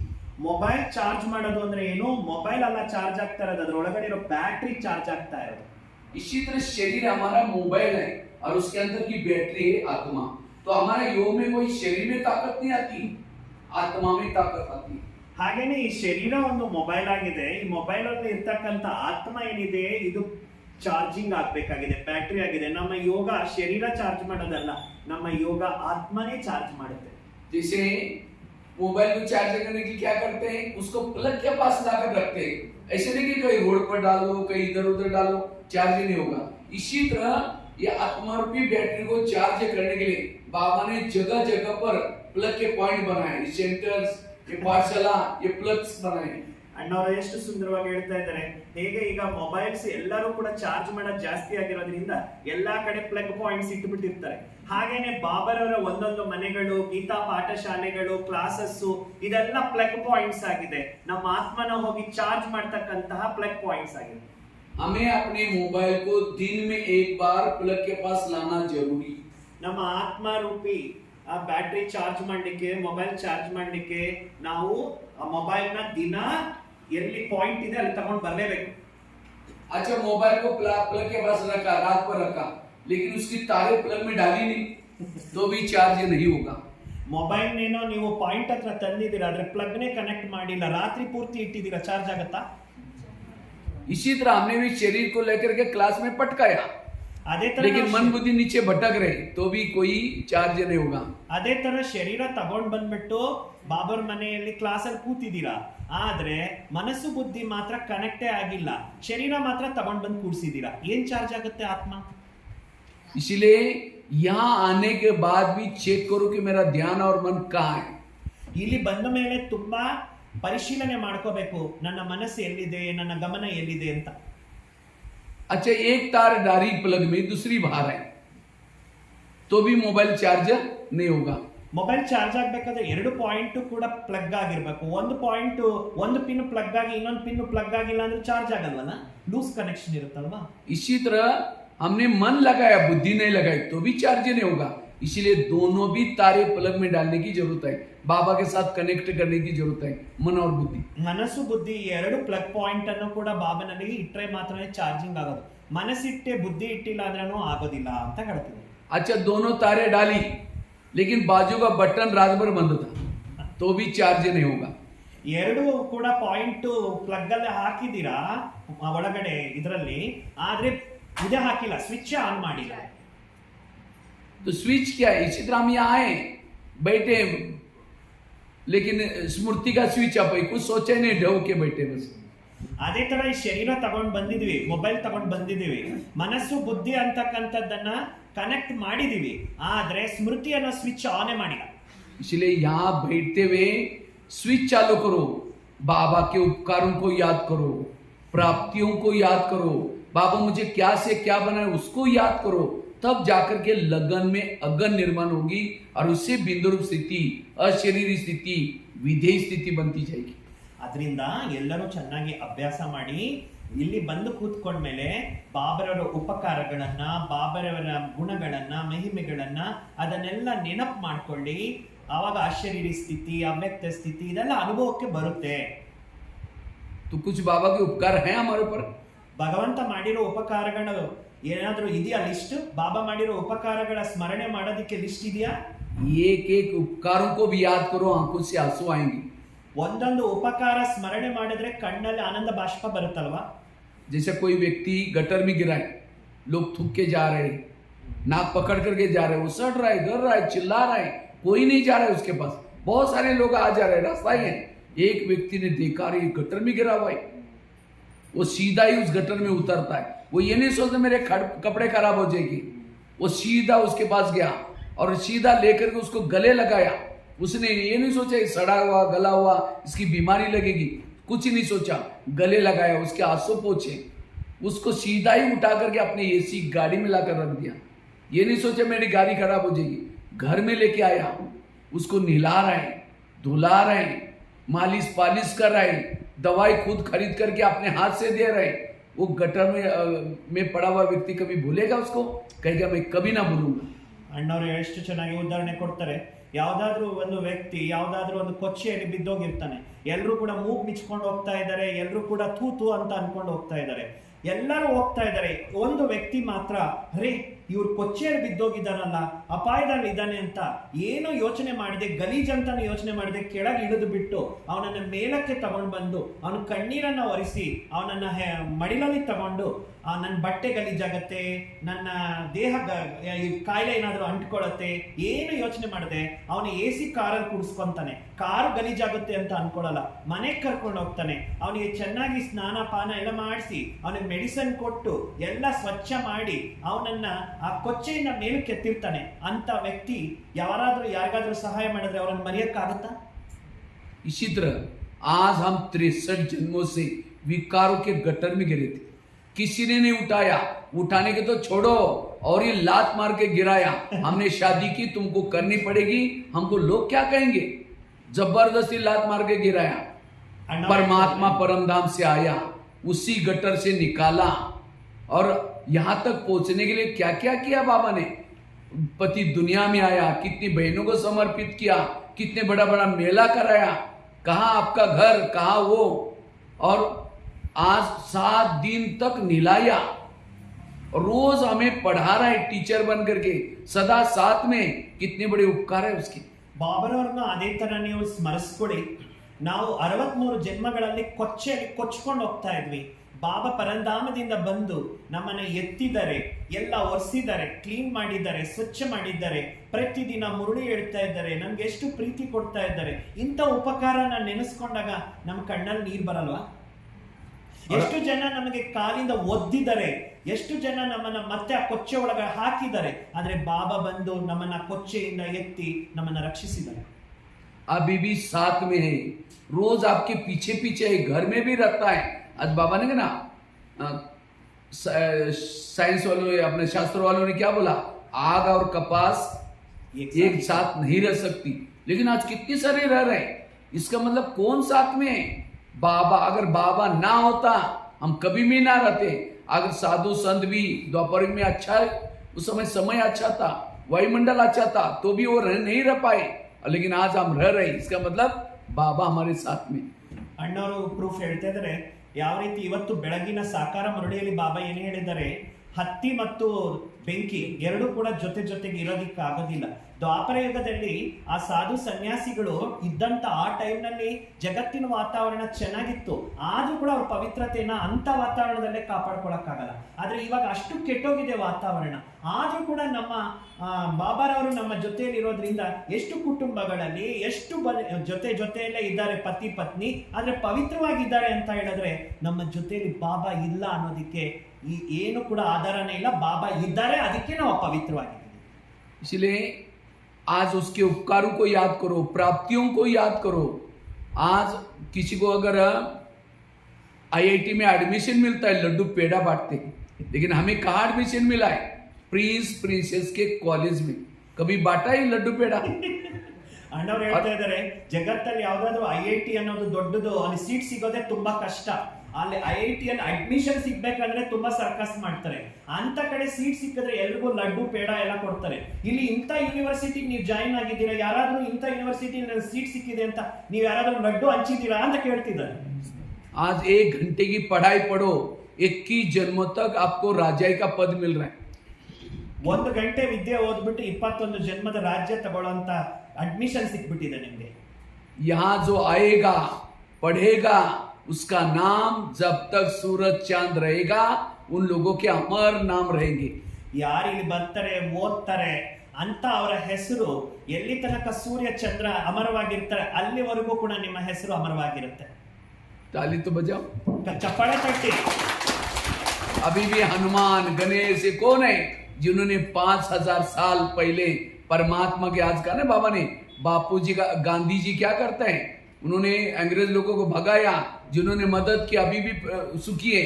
और आप तो बापू जी का बापू जी शिव बाबा भारत से अंग्रेज विकार रूपी अंग्रेज को भगाने के लिए जिन्होंने मदद किया वो कितना समय तक फ्रीडम फाइटर बन करके रहेंगे वही राज्य करेंगे। ಬಾಬಾ ಅಣ್ಣವ್ರು ಹೇಳ್ತಿದ್ದಾರೆ ಬಾಬಾ ಇವತ್ತು ಹೇಳಿದ್ರಲ್ಲ ಆ ಗಾಂಧೀಜಿ ಏನು ಮಾಡಿದ್ರು ಬ್ರಿಟಿಷರ್ನ ಇಲ್ಲಿಂದ ಓಡಿಸಿದ್ರು ಎಲ್ಲರನ್ನು ಕೂಡ ಸ್ವತಂತ್ರ ಮಾಡಿದ್ರು ಎಲ್ಲರೂ ಸುಖವಾಗಿದ್ದಾರಲ್ಲ ಅದೇ ತರ ಬಾಪೂಜಿ ಮೇಲೆ ಬಾಪೂಜಿ ನಮ್ಮ ಒಳಗಡೆ ಇರ್ತಕ್ಕಂಥ ವಿಕಾರಗಳೆನ್ನುವ ಬ್ರಿಟಿಷರ್ನೆಲ್ಲ ಓಡಿಸಿದಾನೆ ನಮ್ಮನ್ನೆಲ್ಲನೂ ಕೂಡ ಫ್ರೀ ಮಾಡಿದ್ದಾನೆ ಅಂತ ಹೇಳಿದಾಗ ನಾವು ಈ ಬಾಪೂಜಿಯನ್ನ ಎಷ್ಟು ಪ್ರೀತಿಯಿಂದ ನೆನಪು ಮಾಡಬೇಕಾಗಿದೆ। इसलिए योग में बैठते तो प्राप्तियों को उपकारों को ये सब याद करेंगे। ये तो मैं मोबाइल की बात सुना रहा था तारे डाली स्विच चालू किया अच्छा स्विच चालू किया फिर तार को डाल रहे निकाल रहे प्लग से फिर डाल रहे फिर निकाल रहे डाल रहे निकाल रहे क्या बैटरी चार्ज होगी नहीं ಹೇಳ್ತಾ ಇದ್ದಾರೆ ಯಾಕೆ ನಾನು ಮೊಬೈಲ್ ಉದಾಹರಣೆ ಕೊಟ್ಟೆ ಅಲ್ಲ ನೀವು ಪ್ಲಗ್ ಪಾಯಿಂಟ್ ಚಾರ್ಜ್ ಮಾಡಿ ಇಟ್ರಿ ಹಂಗೆ ಸ್ಥಿರವಾಗಿರ್ಬೇಕು ತೆಗಿಯೋದು ಹಾಕೋದು ಚಾರ್ಜ್ ಆಗುತ್ತೆ ಅದು। ಸೊ ಯೋಗ ಅಂದ್ರೆ ಪ್ರಾಪ್ತಿ ಸ್ಮೃತಿ ಉಪಕಾರಗಳನ್ನ ಸ್ಮರಣೆ ಮಾಡಬೇಕು ಆವಾಗ ಯೋಗ ನಿಮಗೆ ಚೆನ್ನಾಗಾಗುತ್ತೆ। तो हम भी कैसे तार डालते निकालते समझो कोई माता योग लगाने के लिए आ रहे और आते थे रास्ते में देखा कि बहुत अच्छा सब्जी वाला जा रहे बैंगन की सब्जी लेके जा रहे फिर सोचे कि वाह कितनी अच्छी सब्जी है चलो आज शाम को इसकी खाना सब्जी बनाएंगे पहले सोचेंगे जाकर के योग लगाएंगे और जाते समय लेके जाएंगे इसका दुकान तो यही है फिर यहाँ करके बैठे लाल लाइट चल रहा है गीत बज रहा है शुरू करके मैं आत्मा हूँ शांत स्वरूप हूँ शक्ति स्वरूप हूँ फिर सोचे झोला थैला तो लाए नहीं और सब्जी कैसे लेके जाए तार प्लग से निकल गई। ಅಣ್ಣವ್ರ ಎಕ್ಸಾಂಪಲ್ ಕೊಡ್ತಾರೆ ಒಂದು ಮಾತೇಜಿ ಮನೆಯಿಂದ ಕ್ಲಾಸಿಗೆ ಬರ್ತಾ ಇರ್ತಾರೆ ಬರ್ಬೇಕಾದ್ರೆ ಒಳ್ಳೆ ಫ್ರೆಶ್ ಆಗಿರ್ತಕ್ಕಂಥ ತರಕಾರಿ ನೋಡಿರ್ತಾರೆ ಹೋಗ್ಬೇಕಾದ್ರೆ ಕ್ಲಾಸಿನ ನಾನು ತರಕಾರಿ ತಗೊಂಡೋಗ್ಬೇಕು ಅಂತ ಅನ್ಕೊಳ್ತಾರೆ ಆ ತರಕಾರಿ ಏನು ನೋಡಿರ್ತಾರಲ್ವಾ ಆ ಸಬ್ಜಿ ನೋಡಿರ್ತಾರಲ್ಲ ಅದು ಬುದ್ಧಿಯಲ್ಲಿ ಇರುತ್ತೆ ಹೋಗುವಾಗ ತಗೊಂಡೋಗ್ಬೇಕು ಅಂತ ಸೆಂಟ್ರಲ್ ಬರ್ತಾರೆ ರೆಡ್ ಲೈಟ್ ಹಾಕಿರ್ತಾರೆ ಮ್ಯೂಸಿಕ್ ಹಾಕಿರ್ತಾರೆ ಹಾಡು ಹಾಕಿರ್ತಾರೆ ಯೋಗ ಮಾಡ್ತಾ ಇರ್ತಾರೆ ನಾನು ಶಾಂತ ಸ್ವರೂಪ ನನ್ನ ಪ್ರೇಮ್ ಸ್ವರೂಪ ಬಾಬನ್ ಜೊತೆ ಯೋಗ ಮಾಡ್ತಿದ್ದಾರೆ ಅಯ್ಯೋ ನನ್ನ ತರಕಾರಿ ತಗೊಂಡ್ ಹೋಗ್ಬೇಕು ಆದ್ರೆ ನಾನು ಬ್ಯಾಗೇ ತಗೊಂಡ್ ಬಂದಿಲ್ವಲ್ಲ ಹೋಗ್ಬೇಕಾದ್ರೆ ಅಂಗಡಿ ತೆಗ್ದಿರುತ್ತೋ ಇಲ್ವೋ ಇಂತ ಆಲೋಚನೆ ಮಾಡ್ತಾರೆ। फिर कहेंगे ठीक है वहां प्लास्टिक की बैग तो होगी उसमें लेके जाएंगे फिर शुरू करके मैं आत्मा हूँ शांत स्वरूप हूँ शक्ति स्वरूप हूँ फिर सोचे कि गैस के ऊपर जो दूध रखा था गर्म करने के लिए शायद मैंने गैस को कम किया था या बंद किया था कम किया था उसको सामने आंखें तो फोटो को देख रहे कान गीत सुन रहे हैं लेकिन बुद्धि रूपी आंख गैस को देख रहे वो गैस को देख रहे वही देख रहे। ಅಣ್ಣವ್ರು ಹೇಳ್ತಾ ಇದ್ದಾರೆ ಮತ್ತೆ ಯೋಚನೆ ಮಾಡ್ತಾರೆ ಹೋಗ್ಲಿ ಬಿಡು ಆಮೇಲೆ ಕವರ್ ಅಲ್ಲೇ ತಗೊಂಡ್ಬಿಟ್ಟು ತರಕಾರಿ ತಗೊಂಡೋಗೋಣ ಅಂತ ಅದ್ರದ್ದು ಸಾಲ್ವ್ ಆಯ್ತು ಕಣ್ಣನ್ನು ಬಾಬನ್ ಫೋಟೋ ನೋಡ್ತಾ ಇದೆ ಕಿವಿಯೇನೋ ಬಾಬರವರ ಹಾಡು ಮ್ಯೂಸಿಕ್ ಕೇಳಿಸ್ಕೊಂತಿದೆ ಅರೆ ನಾನು ಹಾಲಿಟ್ಟಿದ್ನಲ್ಲ ಇವತ್ತು ಸ್ಟವ್ ಮೇಲೆ ಸಿಮ್ ಕಡಿಮೆ ಮಾಡಿದ್ನೋ ಇಲ್ವೋ ಮರ್ತು ಬಂದ್ಬಿಟ್ನೋ ಏನೋ ಆಫ್ ಮಾಡಿದ್ನೋ ಇಲ್ವೋ ಬುದ್ಧಿ ಆ ಕಣ್ಣು ಅದು ನೋಡ್ತಾ ಇದೆ ಈ ಕಣ್ಣು ಬಾಬನ್ ಫೋಟೋ ನೋಡ್ತಾ ಇದೆ ಕಿವಿ ಅಲ್ಲಿ ಮ್ಯೂಸಿಕ್ ಕೇಳಿಸ್ಕೊಂತಿದೆ ಬುದ್ಧಿ ಮಾತ್ರ ಹೊರಗಡೆ ಇದೆ। फिर कहेंगे ठीक है कोई बुझाई देगा मैं आत्मा हूँ शांत स्वरूप हूँ शक्ति स्वरूप हूँ फिर सोचा अरे घर में तो मेहमान आने वाला था मैंने सोचा था उसके लिए इडली बनाऊं लेकिन रात को बातों बातों में तो दाल चावल तो भिगो ही नहीं चलो छोड़ो कुछ और बना देगी फिर कहेगी मैं आत्मा हूँ शांत स्वरूप लाल लाइट की सफेद लाइट हो गई योग का टाइम पूरा हो गया।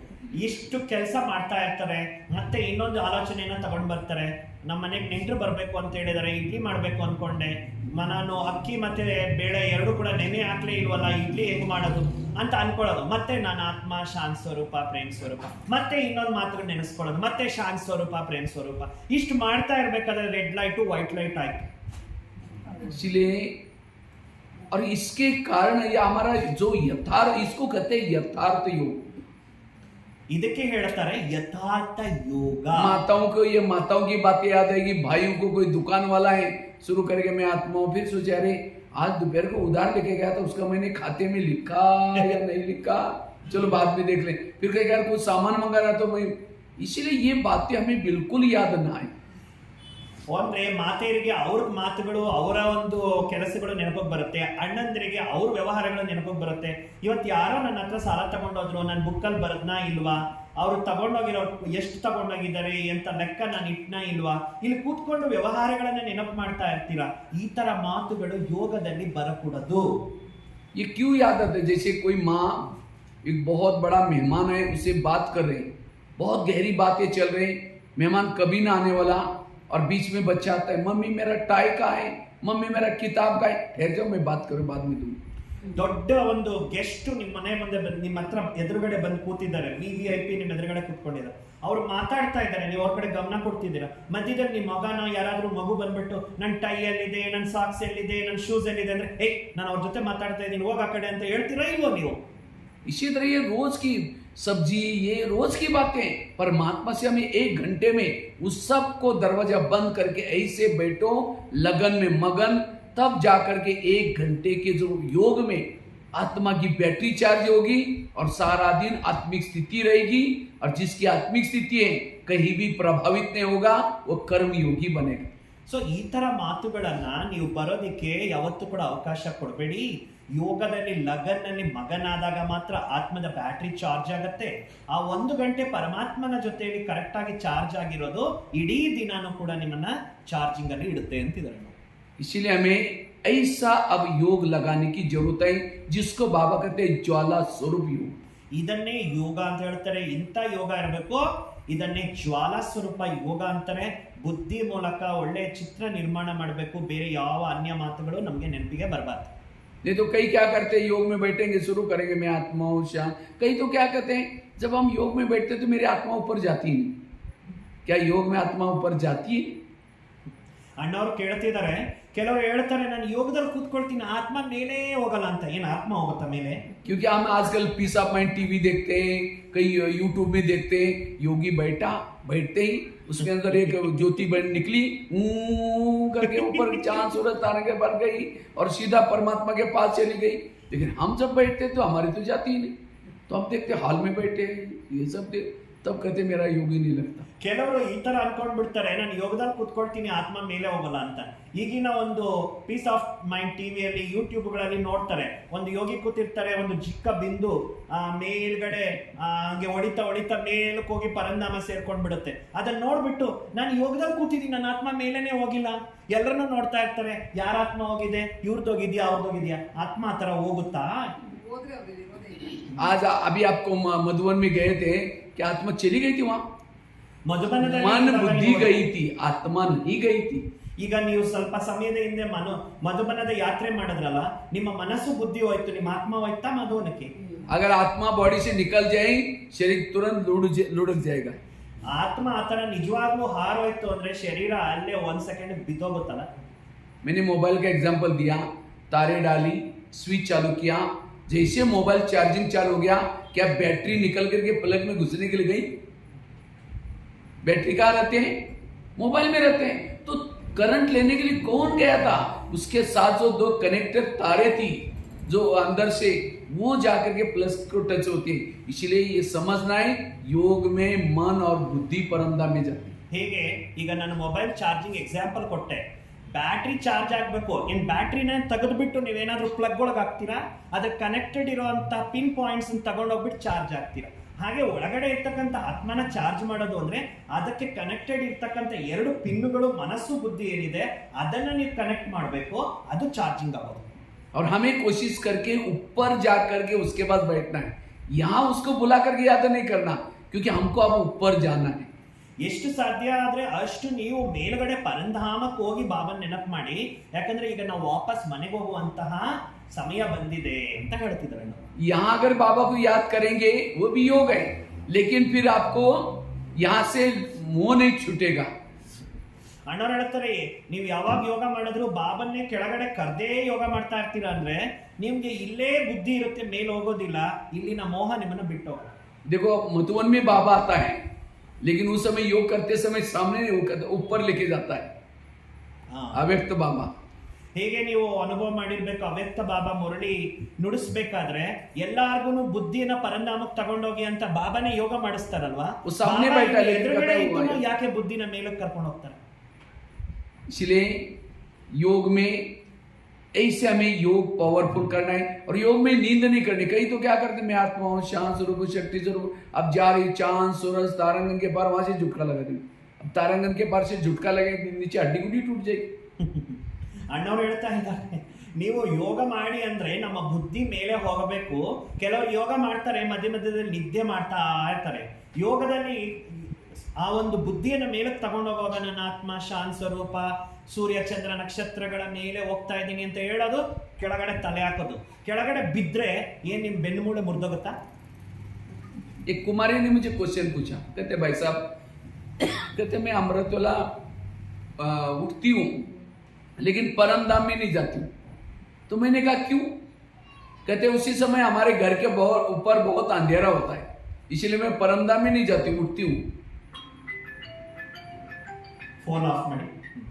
ಕೆಲವರು ಹೇಳ್ತಾರೆ, ನಾನು ಒಂದು ಕುಮಾರಿ ಹೇಳ್ತಿರ್ತಾರೆ, ನಾನು ಮೇಲ್ಗಡೆ ಪರಂಧಾಮಕ್ಕೆ ಯೋಗ ಮಾಡ್ತೀನಿ, ಆದ್ರೆ ಪರಂಧಾಮಕ್ಕೆ ಆತ್ಮನೇ ಹೋಗೋದಿಲ್ಲ, ನನಗೆ ಅನುಭವನೇ ಆಗಲ್ಲ. कहते मैं उठती हूँ लेकिन परम धाम में नहीं जाती हूँ। ನಾನು ಹಾರ್ಕೊಂಡು ಹೋಗ್ತೀನಿ ಪರಂಧಾಮದವರೆಗೂ, ಆದ್ರೆ ನಾನು ಪರಂಧಾಮ ಸೇರಕ್ಕೆ ಆಗಲ್ಲ, ಹಾರ್ತಾ ಇದ್ದೀನಿ. मैंने कहा क्यों? कहते उसी समय हमारे घर के ऊपर बहुत अंधेरा होता है। ಯಾಕೆಂದ್ರೆ ಆ ಟೈಮಲ್ಲಿ ನಮ್ಮ ಮನೆ ತುಂಬಾ ಕತ್ಲಿರುತ್ತೆ, ಅದಕ್ಕೆ ನನ್ನ ಮೇಲೆ ಕಾರಕ್ಕೆ ಆಗ್ತಾ ಇಲ್ಲ.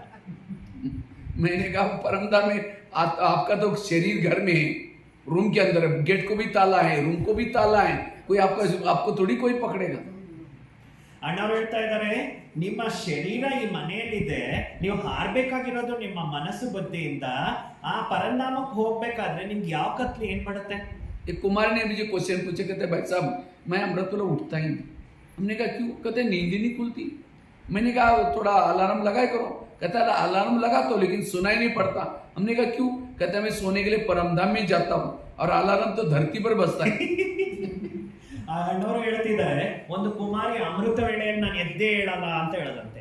ಆ ಎದ್ದೇಳಕ್ ಆಗಲ್ಲ ಅಂದ್ರೆ ಅಲಾರಾಮ್ ಇಟ್ಕೋ ಅಂತ ಹೇಳದಂತೆ. ನಾನು ಮಲಗ್ಬೇಕಾದ್ರೆ ಹೋಗಿ ಪರಂಧಾಮದಲ್ಲಿ ಮಲಗ್ತೀನಿ, ಅದು ಈ ಪ್ರಪಂಚದಲ್ಲಿ ಅಲಾರಾಮ್ ಬಡ್ಕೊಂತ ಇದೆ, ನಾನು ಮೇಲಿರ್ತೀನಿ, ನನಗೆ ಕೇಳಿಸೋದೇ ಇಲ್ಲ. ಎಂತೆಂತ ಚತುರ ಮಕ್ಕಳಿದ್ದಾರೆ. बाबा कहते हैं मैं रोज तुम्हारे घर में आता हूँ, आपको आता है बाबा दिखाई पड़ता है? ಬಾಬಾ ಹೇಳ್ತಾರೆ, ನಾನು ಪ್ರತಿದಿನ ನಿಮ್ಮ ಮನೆಗೆ ಬರ್ತೇನೆ ಅಂತ. ಬಾಬಾ ನಿಮ್ ಕಣ್ಣಕ್ಕೆ ಕಾಣಿಸ್ತಾನ ಬರೋದು? बाबा को देखने के लिए होश में बैठने की जरूरत है। ಬಾಬರವರನ್ನ ನೋಡ್ಬೇಕು ಅಂದ್ರೆ ತುಂಬಾ ಪ್ರಜ್ಞಾವಸ್ಥೆಯಲ್ಲಿ ಕೂತ್ಕೊಂಡಿರ್ತಾರೆ. ब्रह्मा बाबा जब रात को सोते थे, कईयों को लगता था बाबा कैसे सोते हैं वो देखना है हमको, तो सिक्योरिटी वाले मना करते थे, नहीं भाई तो भी नहीं, हम चप्पल यहाँ दूर रखेंगे, बिल्कुल आवाज नहीं करेंगे। तो कई भाई बहन बाबा को देखने के लिए बिल्कुल धीरे से जाते थे। बाबा के पास कभी भी जब जाते थे बाबा कहता था आओ बच्चे। ಬ್ರಹ್ಮ ಬಾಬರವರು ಮಲಗೋದವಾಗ ಹೆಂಗೆ ಮಲಗ್ತಾರೆ ಅಂತ ನೋಡ್ಬೇಕು ಅಂತ ತುಂಬಾ ಜನ ಆ ಮಲಗಿರೋ ಸ್ಥಿತಿ ನೋಡಕ್ಕೆ ಹೋಗ್ತಾ ಇದ್ರಂತೆ. ಸೆಕ್ಯೂರಿಟಿ ಅವ್ರು ಹೇಳ್ತಿದ್ದಂತೆ ಯಾರು ಹೋಗ್ಬೇಡಿ ಅಂತ. ಇಲ್ಲ ಇಲ್ಲ, ನಾವು ಚಪ್ಪಲಿಗೆ ಏನು ಸೌಂಡ್ ಮಾಡೋದಿಲ್ಲ, ನಾವು ಬಾಬಾ ಹೆಂಗ್ ಮಲಗಿರ್ತಾರೆ, ಯಾವ ಸ್ಥಿತಿಯಲ್ಲಿ ಇರ್ತಾರೆ ಅಂತ ನೋಡ್ಬೇಕು ಅಂತ ಹೋಗ್ತಿದ್ರಂತೆ. ಚಪ್ಪಲಿ ಸೈಲೆಂಟ್ ಆಗಿ ಇಟ್ಬಿಟ್ಟು ಬಾಬನ ಹತ್ರ ಹಿಂಗೆ ಹೋಗಿ ನೋಡಿದ್ರೆ ಬಾಬಾ ಹೇಳ್ತಿದ್ರೆ ಬಾ ಮಗು ಅಂತ. लेकिन हमारी स्थिति क्या, हमें ऐसा सो जाते हैं वो खटिया को पकड़ करके कोई स्मशान में भी रख। ಆದ್ರೆ ನಮ್ಮ ನಿದ್ದೆ ಹೇಗಿರುತ್ತೆ ಅಂದ್ರೆ, ನಾವು ಮಲಗಿ ಎಂತ ನಿದ್ದೆಯಲ್ಲಿ ಗಾಢ ನಿದ್ರೆ ಕೊಟ್ಟೋಗಿರ್ತೀವಿ, ನಮ್ಮ ಹಾಸಿಗೆ ಎತ್ಕೊಂಡೋಗಿ ಸ್ಮಶಾನಕ್ಕೆ ಹಾಕ್ಬಿಟ್ರು ಕೂಡ ನಿದ್ದೆ ಮಾಡ್ತಾ ಇರ್ತೀವಿ. बाबा कहते बच्चे तुम्हें भक्तों की आवाज सुनाई पड़नी चाहिए। कभी सुनाई पड़ती है भक्तों की आवाज? ಅದಕ್ಕೆ ಬಾಬಾ ಹೇಳ್ತಾ ಇರ್ತಾರಲ್ಲ, ಮಕ್ಕಳೇ ನಿಮಗೆ ನಿಮ್ ಭಕ್ತರ ಒಂದು ಕೂಗು ಕೇಳಿಸ್ಬೇಕು ಅಂತ. ನಿಮ್ಗೆ ಯಾರಿಗಾದ್ರೂ ನಿಮ್ ಭಕ್ತರು ಏನು ಕೂಗ್ತಾ ಇದ್ದಾರೆ, ಆ ಒಂದು ಮೊರೆ ಕೇಳಿದ್ಯಾ ಅಂತ ಕೇಳ್ತಾ ಇದ್ದಾರೆ. कई तो कहते अलार्म नहीं सुनाई पड़ता, भक्तों की तो बात ही अलग। ಅಯ್ಯೋ ನಮ್ಗೆ ಇಲ್ಲಿರೋ ಅಲಾರಾಮೇ ಕೇಳಿಸೋದಿಲ್ಲ, ಇನ್ನ ಆ ಒಂದು ಭಕ್ತರ ಕೂಗೆಲ್ಲಿ ಕೇಳಿಸುತ್ತೆ ಅಂತ ಅಂತೆ. बाबा रात रात सोते नहीं थे, अचानक उठ करके सकाश देते थे मांदिली माताओं को। तो क्या आज हमारी इतने भक्त दुखी है, क्या हमारी उनकी आवाज आती है? आवाज सुनने के लिए आत्मिक स्थिति में सोने की जरूरत है, अशरीरी स्थिति में सोने की जरूरत है। ಬ್ರಹ್ಮ ಬಾಬರವರು ರಾತ್ರಿ ರಾತ್ರಿ ಎದ್ದು ಎಷ್ಟೊಂದು ಬಂಧನದಲ್ಲಿ ಇರ್ತಕ್ಕಂಥ ಮಾತೆಯರಿಗೆಲ್ಲ ಸಕಾಶ ಕೊಡ್ತಾ ಇದ್ರು. ಎಷ್ಟು ಜನ ಕರಿತಾ ಇದ್ರಲ್ಲ ಬಾಬಾ ಬಾಬಾ ಅಂತ ಮಾತೆಯರಿಗೆ ಸಕಾಶ ಕೊಡ್ತಿದ್ರು. ಇವತ್ತು ಜಗತ್ತಲ್ಲಿ ಇಷ್ಟು ದುಃಖಿತ ಆತ್ಮಗಳಿದ್ದಾರೆ, ಇಷ್ಟು ಭಗವಂತನಿಗಾಗಿ ಕರಿತಾ ಇದ್ದಾರೆ. ನಾವೆಲ್ಲ ಕೂಡ ಆತರ ಸಕಾಶ ಕೊಡ್ತಾ ಇದೀವ? ಆತರ ಸಕಾಶ ಕೊಡ್ಬೇಕಂದ್ರೆ ನಮ್ಮ ಹತ್ರ ಅಶರೀರಿ ಸ್ಥಿತಿ, ಆತ್ಮಿಕ ಸ್ಥಿತಿ, ಬಹಳ ಸಮಯದ ಅನುಭವ ಇರಬೇಕು. मैं देखता हूँ कई बार मधुबन में भाई बहने आते हैं पार्टी में, बाबा मिलन में, तो कई लोग क्या करते हैं पार्टी में जब आते हैं तो योग करने के लिए आएंगे, योग करते करते करते करते कई बार ऐसे सो जाते हैं, लोगों ने योग पूरा करके चले गए, नहा धो करके दोबारा क्लास में है, उसका योग ही लगा पड़ा हो। अगर कोई उसको उठाते हैं कहता और 10 मिनट योग करके फिर जाऊंगा। ಕೆಲವು ಮಕ್ಕಳು ಯೋಗ ಪಾರ್ಟಿಯಲ್ಲಿ ಬರ್ತಾರೆ, ಮಧುಮನಕ್ಕೆ ಸ್ನಾನ ಮಾಡ್ಕೊಂಡು ಫ್ರೆಶ್ ಆಗಿ ಬರ್ತಾರೆ, ಕೂತ್ಕೊಂಡು ಯೋಗ ಮಾಡ್ತಾ ಮಾಡ್ತಾ ನಿದ್ದೆ ಮಾಡ್ತಾರೆ. ಹೋಗ್ ಮಲಗ್ರಿ ಅಂದ್ರೆ ನಾನು ಇನ್ನೊಂದ್ ಸ್ವಲ್ಪ ಹೊತ್ತು ಯೋಗ ಮಾಡ್ಬೇಕು ಬಿಡಿ ಅಂತ.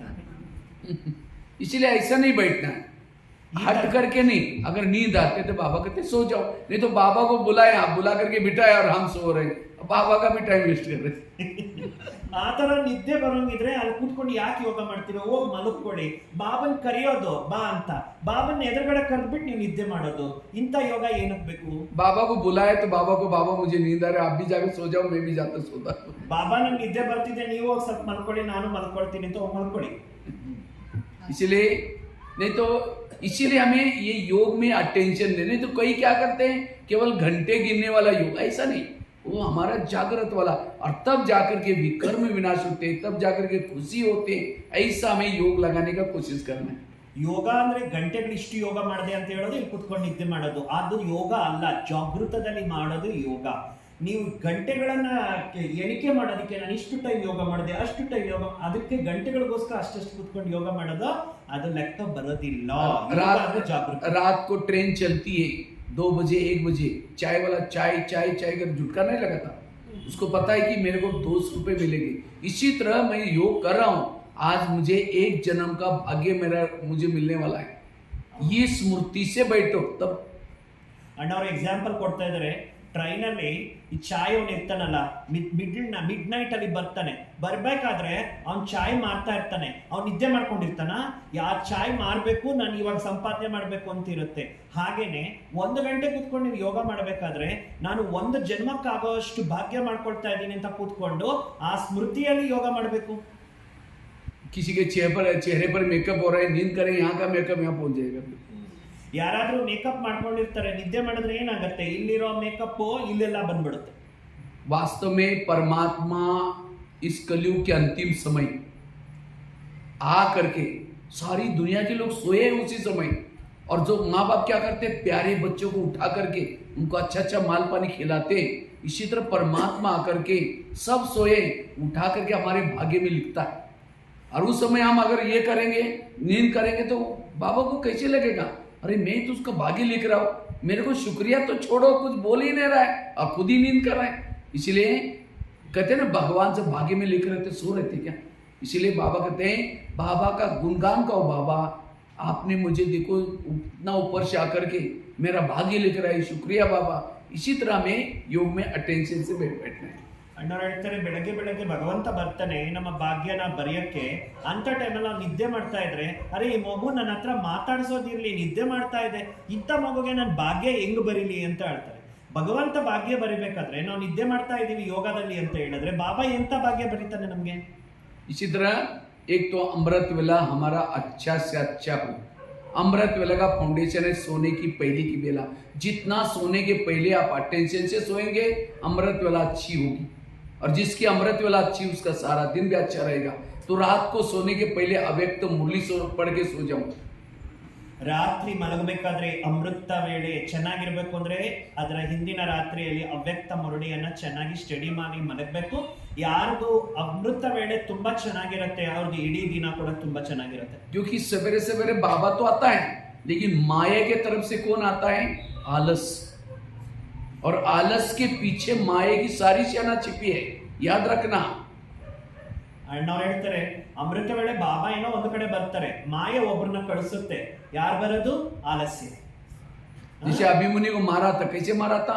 एक सैनिक को जाकर के कहा कि उसको ललकारो, और हमारे तरफ और बाकी महारथियों ने क्या बनाया था? चक्रव्यूह बनाया था, और वो एक छोटा सैनिक आकर के ललकारता है, तो अभिमन्यु को लगता है छोटा सैनिक मुझे ललकार है, तो उसके पीछे पीछे करता गया, अर्जुन से कृष्ण से दूर हो गया, और सभी महारथी ने उसको चक्रों में फंसा करके ऐसा बेमौत मारा।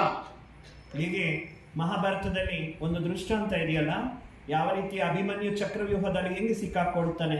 ಅವನು ಒಬ್ಬ ಸೈನಿಕನ ಜೊತೆಯಲ್ಲಿ ಯುದ್ಧ ಮಾಡ್ತಾ ಮಾಡ್ತಾ ಅವನ ಒಳಗಡೆ ಹೋದಾಗ ಆ ಸುತ್ತಲೂ ಕೂಡ ಮಹಾರಥಿಗಳೆಲ್ಲರೂ ಕೂಡ ಸೇರ್ಕೊಂಡು ಕೃಷ್ಣನಿಂದ ಬಹಳ ದೂರ ಕರ್ಕೊಂಡು ಹೋಗ್ಬಿಡ್ತಾರೆ.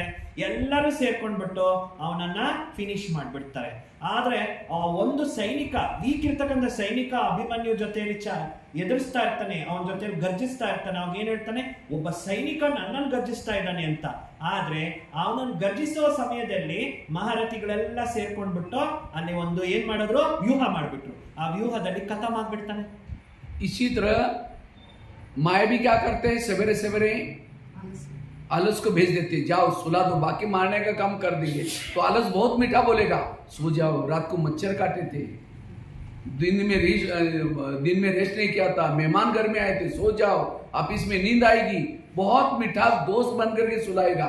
3-4 दिन तक सुलाएगा. और फिर जो कड़े संस्कार है, काम क्रोध है, वो आपके ऊपर ऐसे अटैक करेंगे क्योंकि आप बाबा से दूर हो गए, ब्राह्मण परिवार से दूर हो गए, आपने 2-3 दिन अमृत वाला किया ही नहीं, या किया तो ठीक नहीं हुई, और इसीलिए संस्कार जागृत हो गए. इसीलिए उठते ही सवेरे आलस का मर्डर कर लो. ಅಣ್ಣವರು ಎಕ್ಸಾಂಪಲ್ ಕೊಡ್ತಾ ಇದ್ದಾರೆ.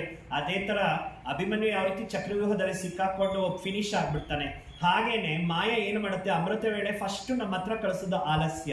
ಆ ಆಲಸ್ಯ ಬಂದ ಏನ್ ಮಾಡುತ್ತೆ ನಮಗೆ, ಅರೆ ನನಗೆ ರಾತ್ರಿ ಎಲ್ಲ ನಿದ್ದೆ ಇಲ್ಲ, ಸೊಳ್ಳೆ ಕಚ್ಚಿದೆ, ನನಗೆ ರೆಸ್ಟ್ ಇಲ್ಲ, ನಿದ್ದೆ ಬೇಕು, ಆ ತರ ಆಲಸ್ಯದಲ್ಲಿ ಕರ್ಕೊಂಡು ಹೋಗುತ್ತೆ. ಬರ್ತಾ ಬರ್ತಾ ಬರ್ತಾ ಬಾಬನ್ ಕಡೆಯಿಂದ ಬುದ್ಧಿನ ಡಿಸ್ಕನೆಕ್ಟ್ ಮಾಡುತ್ತೆ, ಪಂಚ ವಿಕಾರಗಳು ಸೇರ್ಕೊಳ್ಳುತ್ತೆ, ನಮಗೆ ಮೋಸ ಮಾಡ್ಬಿಡುತ್ತೆ. ಅದರಿಂದ ಬೆಳಗ್ಗೆ ಅಮೃತ ವೇಳೆ ನೀವು ಫಸ್ಟ್ ಯಾರನ್ನ ಮರ್ಡರ್ ಮಾಡಬೇಕು ಅಂದ್ರೆ ಆಲಸ್ಯವನ್ನ ಮರ್ಡರ್ ಮಾಡಿ ಅಂತ. दूसरा, क्लास के पहले आधा घंटे का योग. आजकल मैं देख रहा हूँ थोड़ा, आजकल भाई बहनी क्या हो रहे हैं, क्लास के पहले आते ही नहीं. क्लास कितना बजे होती है यहाँ? ಇಲ್ಲಿ ಕ್ಲಾಸ್ 5 बजे को होते सवेरे. योग का बाद अच्छा, यहाँ आप लोग तो यही करते थे. 5 बजे इधर ही रहते हैं हम सभी. 10 साल से ऐसा चल रहा 10 साल से. अच्छा. ಸೊ ಅಣ್ಣವ್ರು ಹೇಳ್ತಾರೆ, ಈಗಿನ ಒಂದು ಅಣ್ಣಂದ್ರದ್ದು ಇಲ್ಲಿ ಕ್ಲಾಸ್ ವಿದ್ಯಾರ್ಥಿಗಳು ಏನಂದ್ರೆ, ಈಗ ಬರ್ತಾ ಇರ್ತಕ್ಕಂಥ ಸ್ಟೂಡೆಂಟ್ಸ್ ಯಾರು ಕೂಡ ಮುರಳಿ ಕ್ಲಾಸ್ ಮೊದಲು ಬಂದು ಯೋಗ ಮಾಡೋದೇ ಇಲ್ಲ. ಎಲ್ಲ ಕ್ಲಾಸ್ ಟೈಮ್ ಅಲ್ಲಿ ಕ್ಲಾಸ್ ಮಧ್ಯದಲ್ಲೇ ಬಂದು ಕೂತ್ಕೊಂತಾರೆ. आधा घंटे, जैसे खेती में बीज डालते हैं, बीज डालने से पहले हल चलाते हैं, इसी तरह मुरली सुनने से पहले योग बड़ा जरूरी है.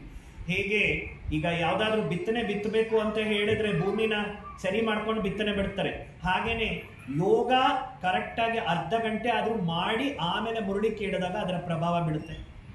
इसलिए आधा घंटा योग करके फिर मुरली सुनना है, तब मुरली समझ में आएगी, मुरली में बाबा मुझे क्या बोल रहे हैं. ಬಾಬಾ ಮುರಳಿಯಲ್ಲಿ ನನಗೆ ಏನ್ ಹೇಳ್ತಿದ್ದಾರೆ ಅಂತ ಅರ್ಥ ಆಗ್ಬೇಕು ಅಂದ್ರೆ ಕ್ಲಾಸಿಗಿನ ಮೊದಲು ಅರ್ಧ ಗಂಟೆ ಯೋಗ ಆಗ್ಬೇಕು. और तीसरा, मुरली हमें रोज सेंटर पर सुनने की आदत डालनी है. ಮುರಳಿ ಪ್ರತಿದಿನ ಸೆಂಟ್ರಲ್ಲೇ ಬಂದು ಕೇಳುವಂತ ಅಭ್ಯಾಸನ ಎಲ್ಲರೂ ಕೂಡ ಮಾಡ್ಕೊಂಡಿರ್ಬೇಕು. आजकल कई ऑनलाइन में सुनना शुरू करते हैं. ಈಗಿನ ದಿನಗಳಲ್ಲಿ ಎಲ್ಲರೂ ಆನ್ಲೈನ್ ಮುರಳಿ ಕೇಳೋ ಅಭ್ಯಾಸ ಮಾಡ್ಕೊಂಡ್ಬಿಟ್ಟಿದ್ದಾರೆ. ऑनलाइन में मुरली सुनेगा, उसकी पूजा भी ऑनलाइन से हो जाएगी. ಅಣ್ಣವ್ರ ಎಕ್ಸಾಂಪಲ್ ಕೊಡ್ತಾರೆ, ನೀವು ಮುರಳಿ ಆನ್ಲೈನ್ ಅಲ್ಲಿ ಕೇಳಿದ್ರೆ ನಿಮ್ಮ ಪೂಜೆ ಮಾಡೋ ಪೂಜಾರಿಗಳು ಕೂಡ ನಿಮ್ಗೆ ಆನ್ಲೈನ್ ಅಲ್ಲೇ ಪೂಜೆ ಮಾಡ್ತಾರೆ. आजकल मंदिर में कम लोग जाते हैं, वहां से ज्योति मोबाइल में या टीवी में निकालेंगे, आरती उतारेंगे, क्लिक करेंगे लड्डू चढ़ेगा, क्लिक करेंगे अगरबत्ती जलेगी, क्लिक करेंगे तिलक भी लग जाएगा. ये क्लिक वाले लड्डू से खुशबू थोड़ी आएगी. ಅಣ್ಣವ್ರು ಹೇಳ್ತಾರೆ, ಈಗ ಆನ್ಲೈನ್ ಮೂಲಕ ಭಕ್ತಿ ಮಾಡ್ತಾರೆ, ಪೂಜೆ ಮಾಡ್ತಾರೆ, ಕ್ಲಿಕ್ ಮಾಡ್ತಾರೆ, ಗಂಟೆ ಹೊಡೆಯುತ್ತೆ, ಕ್ಲಿಕ್ ಮಾಡ್ತಾರೆ, ಹೂವು ಬೀಳುತ್ತೆ, ಕ್ಲಿಕ್ ಮಾಡ್ತಾರೆ, ಲಡ್ಡುನ ನೈವೇದ್ಯ ಮಾಡ್ತಾರೆ. ಕ್ಲಿಕ್ ಮಾಡಿ ಮೊಬೈಲ್ ಮೂಲಕ ಲಡ್ಡು ಏನಾದ್ರೂ ನಿಮ್ಗೆ ಸುಗಂಧ ಕೊಡುತ್ತಾ? इसलिए कोशिश करके, ये तो उस समय चलो था, कोरोना के समय बात अलग है, लेकिन अभी तो कोई कोरोना नहीं, कुछ नहीं. तो अभी बाबा कभी कहते थे आगे चल करके ब्राह्मणों का झाड़ हिलेगा. तो मैं सोचता था ब्राह्मणों का झाड़ कैसे हिलेगा. अब पता चला कोरोना काल आ गया, मुरलिया सेंटर पर सारे बंद हो गए. उसके बाद बहनों ने क्या किया, ऑनलाइन में शुरू किया. जब कोरोना चला गया तो उनको वही आदत लगी, उनको लगता है पैसा बच जाएगा, सेंटर पे स्कूटर में जाना पड़ता है, पेट्रोल जलाना पड़ता है. लेकिन अगर पेट्रोल को बचाने के चक्कर में वहां सुनेंगे, माया ऐसी लपेट लेगी, क्योंकि इसके अंदर माया भी बैठी है. ಅಣ್ಣವ್ರೆ ಹೇಳ್ತಾ ಇದ್ದಾರೆ, ಈ ಕರೋನಾ ಟೈಮ್ನಲ್ಲಿ ಆ ರೀತಿ ಒಂದು ಸಿಸ್ಟಮ್ ಇತ್ತು, ಓಕೆ. ಈ ಕರೋನಾ ಎಲ್ಲ ಬಂದಾಗ್ಬಿಟ್ಟಿದೆ. ಆದ್ರೆ ಕೂಡ ಎಷ್ಟೋ ಜನ ಏನ್ ಮಾಡಿದ್ದಾರೆ ಅಂತ ಹೇಳಿದ್ರೆ, ದುಡ್ಡು ಖರ್ಚಾಗೋದು ಮಿಕ್ಕುತ್ತೆ, ಪೆಟ್ರೋಲ್ಗೆ ಖರ್ಚು ಮಾಡೋ ದುಡ್ಡು ಮಿಕ್ಕುತ್ತೆ, ಆಟೋಗೆ ಖರ್ಚಿಡೋದು ದುಡ್ಡು ಮಿಕ್ಕುತ್ತೆ ಅಂತ ಹೇಳ್ಬಿಟ್ಟು ಅವ್ರು ಏನ್ ಮಾಡ್ಕೊಂಡ್ಬಿಟ್ಟಿದ್ದಾರೆ, ಮೊಬೈಲಲ್ಲೇ ಮುರಳಿ ಕೇಳಕ್ಕೆ ಸ್ಟಾರ್ಟ್ ಮಾಡ್ಬಿಟ್ಟಿದ್ದಾರೆ. ಈ ಮಾಯೆ ಏನ್ ಮಾಡಿದೆ ಅಂದ್ರೆ ಮೆತ್ತಗೆ ತನ್ನ ವಶದಲ್ಲಿ ಆ ತರ ಸಿಕ್ಕಾಗಿಸ್ಕೊಂಡ್ಬಿಟ್ಟಿದೆ. ಮೊಬೈಲಲ್ಲೇ ಮಾಯೆ ಎಷ್ಟಿದೆ. आज संस्कार हमारे खत्म नहीं हुए, संस्कार अंदर है. उस संस्कार को थोड़ा भी ये भोजन मिल जाएगा, दोबारा संस्कार जागृत हो जाएगी. इसलिए कई हमने देखा माता आज ज्ञान से चली गई, कई कुमारों ने शादी कर दी, कई तो ढीले हो गए. ये सब इसलिए इससे बच करके रहना. मुश्किल से बाबा मिला हुआ है, इसलिए जो मम्मा ने, बाबा ने, दादियों ने जो हमारी पढ़ाई का प्रबंध किया है उस प्रमाण चलना है. ಹೀಗೆ ಅಣ್ಣವರು ಹೇಳ್ತಾರೆ, ಹಿಂದೆ ನಾವು ಕೇಳ್ತಾ ಇದ್ವಿ ಮಾಯೆ ಬಂದ್ಬಿಟ್ಟು ಮರನ ಅಲಗಾಡಿಸುತ್ತೆ ಅಂತ. ನಾನು ಅನುಭವ ಮಾಡಿದೆ ಹೇಗೆ ಅಲಗಾಡಿಸ್ತಾರೆ ಅಂತ. ಕರೋನಾ ಟೈಮಲ್ಲಿ ಎಷ್ಟು ಜನನ ಮಾಯೆ ಅಲಗಾಡಿಸ್ಬಿಟ್ಟಿದೆ. ಎಷ್ಟೋ ಜನ ಮಾತೆಯರು ಕ್ಲಾಸ್ ಬಿಟ್ಬಿಟ್ಟು ಆಚೆ ಪ್ರಪಂಚಕ್ಕೆ ಹೋಗ್ಬಿಟ್ಟಿದ್ದಾರೆ, ಕುಮಾರಿಯರು ಹೊರಟೋಗ್ಬಿಟ್ಟಿದ್ದಾರೆ. ಎಷ್ಟೋ ಜನ ಹಲ್ಚಲಲ್ಲಿ ವಾಪಸ್ ಪ್ರಪಂಚಕ್ಕೆ ಹೊರಟೋಗ್ಬಿಟ್ಟಿದ್ದಾರೆ. ಮಮ್ಮ ಬಾಬಾ ಅವರೆಲ್ಲ ನಮಗೆ ಏನೋ ಒಂದು ಫೌಂಡೇಶನ್ ಹಾಕಿದ್ರು, ಮುರಳಿ ಸಿಸ್ಟಮ್. ಆ ಸಿಸ್ಟಮ್ ಇಂದ ಯಾರು ಕೂಡ ವಂಚಿತರಾಗಬೇಡಿ. संगठन के हमको योग कब मिलता है? अमृत वाला तो घरों में करते हैं, बाकी समय तो, लेकिन केवल क्लास के पहला का योग ही हमारा संगठन. लकड़ियां जल रहे, एक गीली लकड़ी डालो वो भी जलना शुरू हो जाएगी. ಅಣ್ಣವ್ರು ಹೇಳ್ತಾ ಇದ್ದಾರೆ, ಸಂಘಟನೆ ಯೋಗ ಯಾವಾಗ ಸಿಗುತ್ತೆ? ಅಮೃತ ವೇಳೆಯಲ್ಲಿ ಎಲ್ಲರೂ ನಿಮ್ಮ ಮನೆಗಳಲ್ಲಿ ಯೋಗ ಮಾಡ್ಕೊಳ್ತೀರಾ. ಅಟ್ಲೀಸ್ಟ್ ಕ್ಲಾಸ್ ಟೈಮಲ್ಲಿ ಅರ್ಧ ಗಂಟೆ ಮೊದಲು ಬಂದು ಯೋಗ ಮಾಡಿದಾಗ ಆವಾಗಾದ್ರೂ ಸಂಘಟನೆಯ ಯೋಗ ಸಿಗುತ್ತೆ. ಯಾವ್ದಾದ್ರೂ ಒಂದು ಇಷ್ಟು ಕೋಲುಗಳು ಎತ್ಕೊಂಡ್ಬಿಟ್ಟು ಬೆಂಕಿ ಹಾಕಿರ್ತೀರಾ, ಹಸಿಯಾಗಿರ್ತಕ್ಕಂಥ ಕೋಲು ಅದ್ರಲ್ಲಿ ಹಾಕಿ ಅದು ಕೂಡ ಅದ್ರ ಜೊತೆಯಲ್ಲಿ ಉರಿಯಕ್ಕೆ ಸ್ಟಾರ್ಟ್ ಆಗುತ್ತೆ. इसलिए हमें, क्योंकि एक संगठन में योग करने से सेंटर का वायुमंडल बन जाता है और हमारी भी क्या होते हैं उसके अंदर ऊर्जा बढ़ जाती है. इसलिए कोशिश करके हमें क्लास के पहले योग जरूर करना है और मुरली सेंटर पर सुनिए. और जितना सेंटर पर मुरली सुनेंगे, बाबा को एक बार पूछा था दादियों ने, जब ब्रह्मा बाबा साकार में थे, बाबा त्रेतायुग वालों के लिए पढ़ाई का प्रबंध आप क्या करेंगे? उसके लिए मधुबन में हॉल बनाना पड़ेगा, किचन, डाइनिंग हॉल, आवास निवास. बाबा ने कहा नहीं बच्चे, 9 लाख क्लास के रेगुलर स्टूडेंट बनाओ, त्रेतायुग वालों के लिए पढ़ाई का प्रबंध मैं आगे चल करके जरूर करूंगा. ಅಣ್ಣವರು ಹೇಳ್ತಾ ಇದ್ದಾರೆ, ಹಿಂದೆ ಬ್ರಹ್ಮ ಬಾಬಾ ಟೈಮ್ನಲ್ಲಿ ದಾದಿಗಳು ಕೇಳ್ತಾ ಇದ್ರಂತೆ, ಬಾಬಾ ಈ ತ್ರೇತಾಯುಗದ ಆತ್ಮಗಳಿಗೆ ವ್ಯವಸ್ಥೆ ಎಲ್ಲಿ ಮಾಡೋದು ಅಂತ. ಇಲ್ಲ ಮಗು, ತ್ರೇತಾಯುಗದ ಆತ್ಮಗಳಿಗೆ ಅಷ್ಟು ವಿದ್ಯೆಯನ್ನು ಸರಿಯಾಗಿ ಓದೋದಿಲ್ಲ. ನೀನು 9 ಲಕ್ಷ ಆತ್ಮಗಳಿಗೋಸ್ಕರ ನೀನು ಪ್ರಬಂಧ ಮಾಡಬೇಕಾಗಿದೆ, ಕ್ಲಾಸು, ಮುರಳಿ ಕ್ಲಾಸು ಎಲ್ಲ ಬೇಕಾಗಿದೆ. ಬಾಕಿ ಎಲ್ಲಾನು ಕೂಡ ಆಟೋಮೆಟಿಕ್ ಅವರು 33 ಏನು ತ್ರೇತಾಯುಗದ 33 ಕೋಟಿ ಆತ್ಮಗಳಿದ್ದಾರೆ, ಅವ್ರಿಗೆ ಆಟೋಮೆಟಿಕ್ ಅವ್ರು ಬಂದ್ಬಿಡ್ತಾರೆ ಅಂತ. अभी बाबा ने प्रबंध किया है, पीसा पॉइंट चालू करेगी, फेसबुक, व्हाट्सएप, ये सब किसके लिए? त्रेतायुग वालों के लिए. Online YouTube. आपको सत्युग में जाना है, त्रेता में जाना है? ಅಣ್ಣವ್ರು ಕೇಳ್ತಿದ್ದಾರೆ, ತ್ರೇತಾಯುಗದವ್ರಿಗೋಸ್ಕರ ಎಲ್ಲ ವ್ಯವಸ್ಥೆಗಳು ಇದೆ. ಪೀಸ್ ಆಫ್ ಮೈಂಡ್ ಚಾನಲ್ ಇಂದಾನೆ ಮುರಳಿ ಕೇಳೋದು, ಯೂಟ್ಯೂಬ್ ಅಲ್ಲೇ ಕ್ಲಾಸ್ ಕೇಳೋದು, ಎಲ್ಲಾನು ಕೂಡ ಮೊಬೈಲ್ ಮೂಲಕ ಕ್ಲಾಸ್ ಕೇಳೋದು. ಆದ್ರೆ ನಿಜವಾಗ್ಲೂ 9 ಲಕ್ಷದ ಆತ್ಮಗಳಿಗೆ ಪ್ರಬಂಧ ಬೇಕಾಗಿರೋದು, ಬೇರೆಯವ್ರಿಗೆ ಪ್ರಬಂಧ ಬೇಕಾಗಿಲ್ಲ. ಎಲ್ಲಾನು ಎಲ್ಲಿ ಬೇಕಾದ್ರೂ ಇದ್ದು ಅವ್ರು ಸ್ಟಡಿ ಮಾಡ್ತಾರೆ. इसलिए संगठन में रास कर रहे कृष्ण और राधा और चारों तरफ से गोप गोपी का, यही संगठन की मुरली. और सीता कहाँ बैठी है? अकेली रोती भी राम ये कर रहे हैं. वो रोता हुआ अकेला हुआ मुरली के यूट्यूब के सामने, ये होशियार तो बनेंगे लेकिन त्रेता में चले जाएंगे. इसलिए सम्मुख संगठन में मुरली सुनने वाले सत्युग में जाएंगे और ऑनलाइन में सुनने वाले सब. किसी की मजबूरी है, किसी का कुछ है, वो बात अलग है, लेकिन कोशिश करके हमें संगठन में आना है. ಅಣ್ಣವ್ರು ಹೇಳ್ತಾ ಇದ್ದಾರೆ, ರಾಜ್ ನೋಡಿಸ್ತಾರಲ್ವಾ ಗೋಪ ಗೋಪಿಕೆಯರು ಯಾವ ರೀತಿಯಲ್ಲಿ ಸಂಘಟನೆಯಲ್ಲಿ ಅವರೆಲ್ಲ ರಾಜ್ ಮಾಡ್ತಾ ಇರ್ತಾರೆ. ಅಂದ್ರೆ ಮುರಳಿಯನ್ನ ಯಾರು ಸಂಘಟನೆಯಲ್ಲಿ ಕೇಳ್ತಾರೆ ಅವರೆಲ್ಲ ಸತ್ಯುಗದಲ್ಲಿ ಬರ್ತಾರೆ. ಯಾರು ಮೊಬೈಲ್ಗಳ ಮೂಲಕನೇ ಮುರಳಿ ಕೇಳ್ತಾರೆ, ಯೂಟ್ಯೂಬ್ ಮೂಲಕ ಕೇಳ್ತಾರೆ. ಸೀತೆ ಏನ್ ಮಾಡ್ತಾಳೆ? ವನವಾಸದಲ್ಲಿ ಇದ್ಕೊಂಡು ಕಣ್ಣೀರ್ ಹಾಕೊಂಡಿರ್ತಾರೆ. ಅದೇ ತರ ಕೆಲವರು ಯೂಟ್ಯೂಬ್ ಅದು ಇದು ಹಾಕೊಂಡು ಕಣ್ಣೀರ್ ಹಾಕೊಂಡಿರ್ತಾರೆ. ಅಂತವರೆಲ್ಲ ಎಲ್ಲಿ ಬರ್ತಾರೆ? ತ್ರೇತಾಯುಗದಲ್ಲಿ ಬರ್ತಕ್ಕಂತಹ ಆತ್ಮಗಳು ಅಂತಿದ್ದಾರೆ. एक भील था, एकलव्य द्रोणाचार्य के पास आता है, कहते मुझे नंबर 1 चाहिए.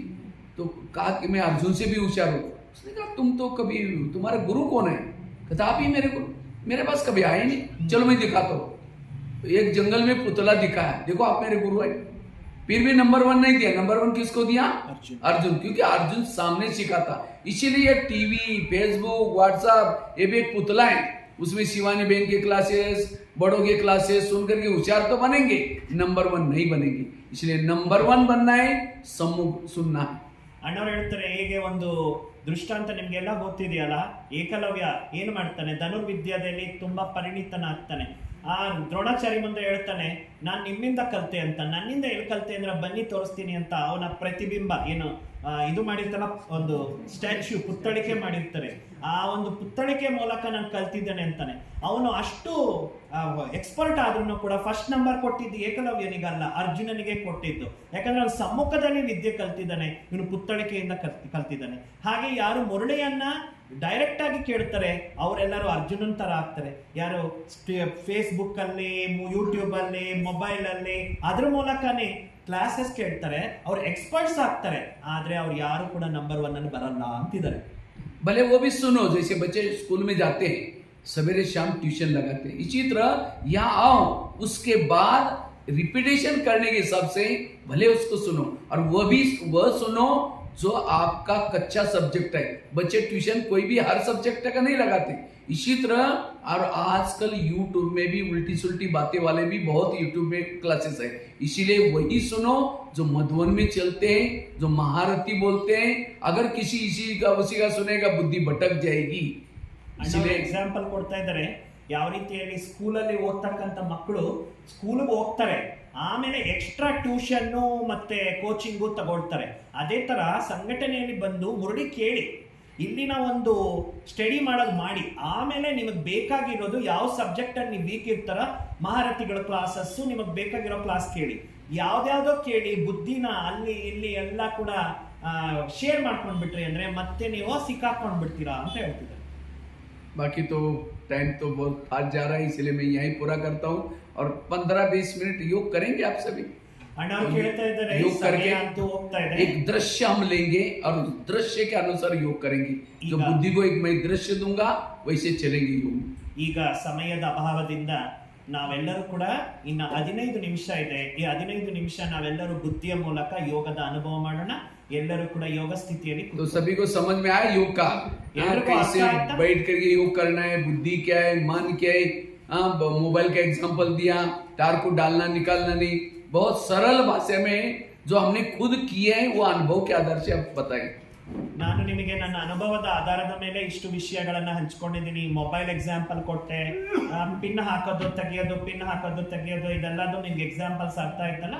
ಕೂತ್ಕೊಂಡು ಯೋಗ ಮಾಡೋದು ಅಂದ್ರೆ ಬುದ್ಧಿಯನ್ನ ಕರೆಕ್ಟ್ ಆಗಿ ಯೂಸ್ ಮಾಡೋದು ಅಂತ ಹೇಳ್ತಿದ್ದಾರೆ ಅಣ್ಣವ್ರು.